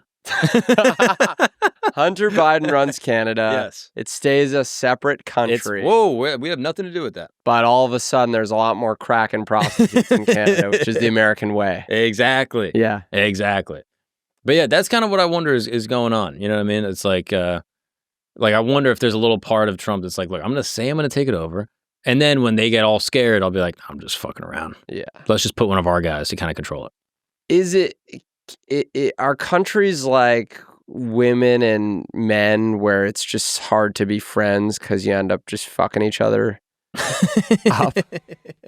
Like, is that what it is? Because I just don't understand why we can't have country friends. I mean, we have some. Yeah. It's just hard to be friends with Trumpito, though, I think. It's just hard to be like, oh, that's a bit that's of a my lone boy. wolf. That's my boy. He's you know a what I mean? wolf. Whereas, like, there's other presidents, I'm sure. Like, I'm sure Obama. Obama. Yeah, I'm sure he was just dapping up everybody, and they were cool with him, and he was like, yeah, he's like our homie. And like the French, I'm sure, loved him, and I miss Obama just as a dude. You know what's crazy? I was looking at Jimmy Carter's funeral. Okay, R.I.P. Yeah, and Trump and Obama hitting it off. All of them were there. Yeah, and he's the youngest of all of them. Yeah. Isn't that crazy? Well, all of it's crazy. They're all more friends with each other than they are with any of us. Well, I mean, you saw George W. dapping them up. They're all fucking boys. So it's like crazy. They're all related. They're siblings. They're all siblings. Like, we've already gone over this. They're literally related. Okay? They're like horse playing at the funeral, like kids.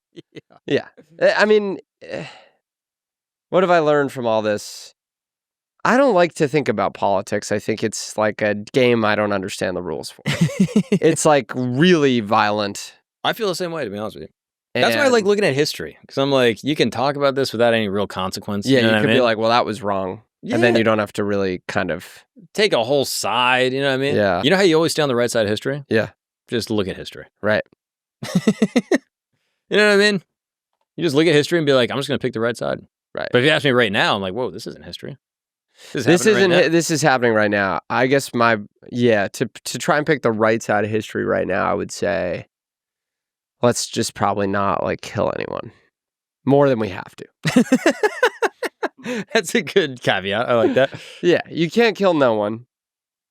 But if we can keep it single digits, one a year, pick a guy. Yeah, exactly. Just to prove, where out of we're Iran, maybe, perhaps, if we have like one big guy. Yeah, you get like one big guy a year. Just to keep everyone, Well, it's just like when we killed the Spanish fleet in the Bay of Manila. Yeah.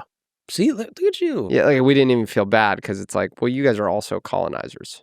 Yeah. So I feel like colonizer on colonizer crime is better Yeah, it doesn't feel as bad. than colonizer on colony. Yeah, that feels way worse. Yeah. And then the opposite is way sicker. When a colony rebels, Yeah. you're like, wait, Haiti killed Napoleon? You want to hear a crazy thing, actually, to bring it home, and Wait. also I'm running low on time here. I'm eventually gonna have to go. Great. Is Anguilla? You can look this up. Gained their independence and rescinded. Really? They were like, "Yo, we tried this." Who is Anguilla controlled by? The British. They're currently controlled by the British. Believe so. Wow. I mean, if you don't know, that's hilarious. Short-lived period of independence. Wow. And they said, hey, you guys can be independent now. Yeah, this keeps going later. So they have more like autonomy, but they're still actually a British colony. Like Cayman Islands or the British Virgin Islands. Yes. Interesting. It is in the BVI. Oh, it is? Yeah, it's a British Virgin Island. Oh, the British Virgin Islands is like a whole chunk of islands. Mhm. And they're all got names that I've heard of? Yeah, I bet you like Antigua might be one too. No way. Antigua might be. Can we an find out independent- all the British Virgin Islands? This is, see, look at, I'm learning something. Yeah. This is great. And by the way, this is like, it's so nice out there. You'd think the Spanish would have found it. Okay. South Gorda, Norman Island, Tortala. Maybe Anguilla's in there. Tortola. Have you been there? Nah. Ah, I was hoping you would. I've been to a few. I've been to a few. I've been to St. Bart's, Anguilla, St. Martin, See, this would St. be Lucia. when you come back. Can we St. just do that Thomas. episode where you just explain to me all the places you vacation? Yeah, I would with be. pictures. I'd be happy to do a Lil Pete type interview with you, where I just amaze you with what I think of the world. I mean, well, I'm blown away by this. So all Maybe that to say, Anguilla is not. Maybe I was wrong about that, but it is. It had. how would you know independence. even? You know what I mean? It's Yeah. not like you guys live there or anything, but you know, like how would you even know about any of this? But yeah, it's a fascinating tale, the history of the American Empire. It's quite. I'll tell you this: from everything you just said, I think the chances that it doesn't change, at least by a little bit, in the coming lifetime of ours, Yeah. are extraordinarily low. I think there will be more states in our lifetime. You think so? Yes. Well, let's think, right? Just briefly as we're wrapping up. Like, to get a new place, you got to have a war. You know what I mean? Not necessarily. I don't think Puerto Rico would go to war with us if we. So you got to do war. You got to do some type of like treaty. Well, I said no, but you said. Well, I'm adding. You got to do it. Okay, You got to okay. do a treaty. Okay. Yeah. You got to buy it, Sure. or you got to do kind of a combination of all these. Yeah. But those are really kind of like the only ways that we've really discussed that you could really get land. You could have, like, I think with Puerto Rico, buying would be a complicated term because I think they would get government funding, which would be money spent by our government, Mm. and then they would pay taxes, which they already do, I believe. They'd probably Mm. have to pay a different tax structure. Yeah, they don't pay the federal tax, right? In fact, I believe America was founded on no taxation without representation, Yeah. but I do believe they have taxation and no representation. Yes. That is So technically. They don't that's have gonna- the federal tax, I don't think, but they have like their local taxes and shit, That- which I think which is, we then see some of. exactly. So that's I can going see to be a bit I think Puerto Rico hypocritical could definitely become a state. in our lifetime, I think. I think Guam. Because I'm why not as familiar with Guam, but I added to the list. We're gonna go there this Yeah. summer. Okay. Yeah. We'll go to Guam. So yeah, I mean those two for sure. Greenland, I don't think we're gonna send troops into Greenland. I don't think we're gonna send troops I into don't think America, Denmark's going to sell and I Greenland. don't think they're gonna sell it. Here's the thing is one thing that's happening is these British fuckers, just the Europeans in general, are starting to hate us so much that, like, I know that they had their own movement and you had Brexit from the EU, but like, we're going to make them consolidate again with how much they hate us. And if Denmark doesn't have the money to fend off whatever offer we throw at them, they will like bring in Germany. And be like, yo, you guys got us. Can you help us out? I could Those see guys all get each other. it. you know, They all wear pants too tight. Yeah. They all like wear crossbody bags. Yeah. They all like knit sweaters and have dumb haircuts. EDM music, cigarettes. Yeah. You know, Yeah. like Not working out. not working out, you know, fucking like normal jobs that aren't shameful. Like they're all like shopkeepers and it's fine, which is crazy. Like they are on the same wavelength. Yeah. And we're not on that wavelength. And if we come in and do some prototypically us shit, which is like trying to steal their shit, buy their shit, and act like it's kind of funny, which is the other thing we do is we act like it's sort of funny. Yeah. It's a little funny. This is like how not threatened we are. It's like, I want that. We're going to buy you. Yeah. Like you could, like we wouldn't even do that to China because China's powerful. Yeah. We wouldn't be like, I'm going to take Singapore. That would be like really bad. Yeah, it's a bully tactic to literally go to the kid at the lunch show and be like, I'm going to eat your food. Yeah. And he goes, don't do that. I'm hungry. I'm going to eat that. That grilled cheese sandwich looks real nice. And they're like, but don't. And you're like, no, okay. But that grilled cheese sandwich is covered in ice. I don't give a fuck. There's cheese in there. Yeah, underneath the ice. And we need cheese. We're to gonna go mine to the Mars. fucking cheese. Yeah. Exactly. Yeah. I mean, I'm with you. Greenland, I'm 50-50 on, but we shall see. And in the event they become a part of our great union, welcome to all the Greenlanders. All right. Hey, welcome. Maybe you guys will get an NBA Trump will team. say something like, what is it like? We shouldn't colonize them because they're brown. Or they're Inuit. Yeah, the Danes can come here. Yeah. The Danish people, they're allowed to come over. But I think if we give Greenland like an NBA team and I don't know, like a Five Guys or something. The Greenland icicles. Yeah, or something, like then we can just kind of all look back in 100 years and be like, oh yeah, Mount Trump in Greenland is a beautiful little mountain, and this will be a piece of antiquity, and people will be like, oh, wait, your kids are going to call you and be like, Dad, you were alive when Greenland wasn't a state? Shit. And I'm going to be like, I was only 29. I barely remember. I was busy. I was high off my ass. I was back when I was still a comedian. Yeah, exactly. Now I just own the Weather Channel or whatever. Anyway, ladies and gentlemen, that's been another episode of Tent Talks. Thanks for having me. Thank you so much, Pleasure. Lucas. I appreciate you. Of the Zelnick clan, you're a good man and just an ally and a fighter for the freedom of all. So I appreciate you. Thank you guys so much for tuning in and listening. I'd love to know what you think. Is Greenland going to become another state? Is Canada? Is the 6 going to be a part of our great union? Down. Yeah. Becoming a 9 now. You know what I'm saying? 6-man, like Lou Will. Just let me know. Write down in the comments. As always, we're dropping these episodes every week, sometimes 3 times a week, typically twice. But anyway, subscribe, do all that shit. Love ya. See you next time.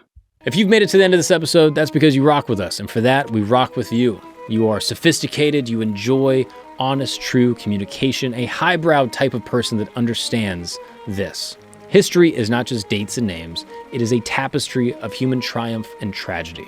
From the day Nostradamus made his first prophecy to the morning Paul Revere took his midnight ride, from ancient oracles to modern revolutionaries. That is why I need you. If you have not already, please sign up for Today in History, our free newsletter. Today in History brings you the stories that matter, the moments that changed everything, and the secrets hidden in time. Join thousands of history enthusiasts who get their daily journey through time. Don't let another day of history pass you by.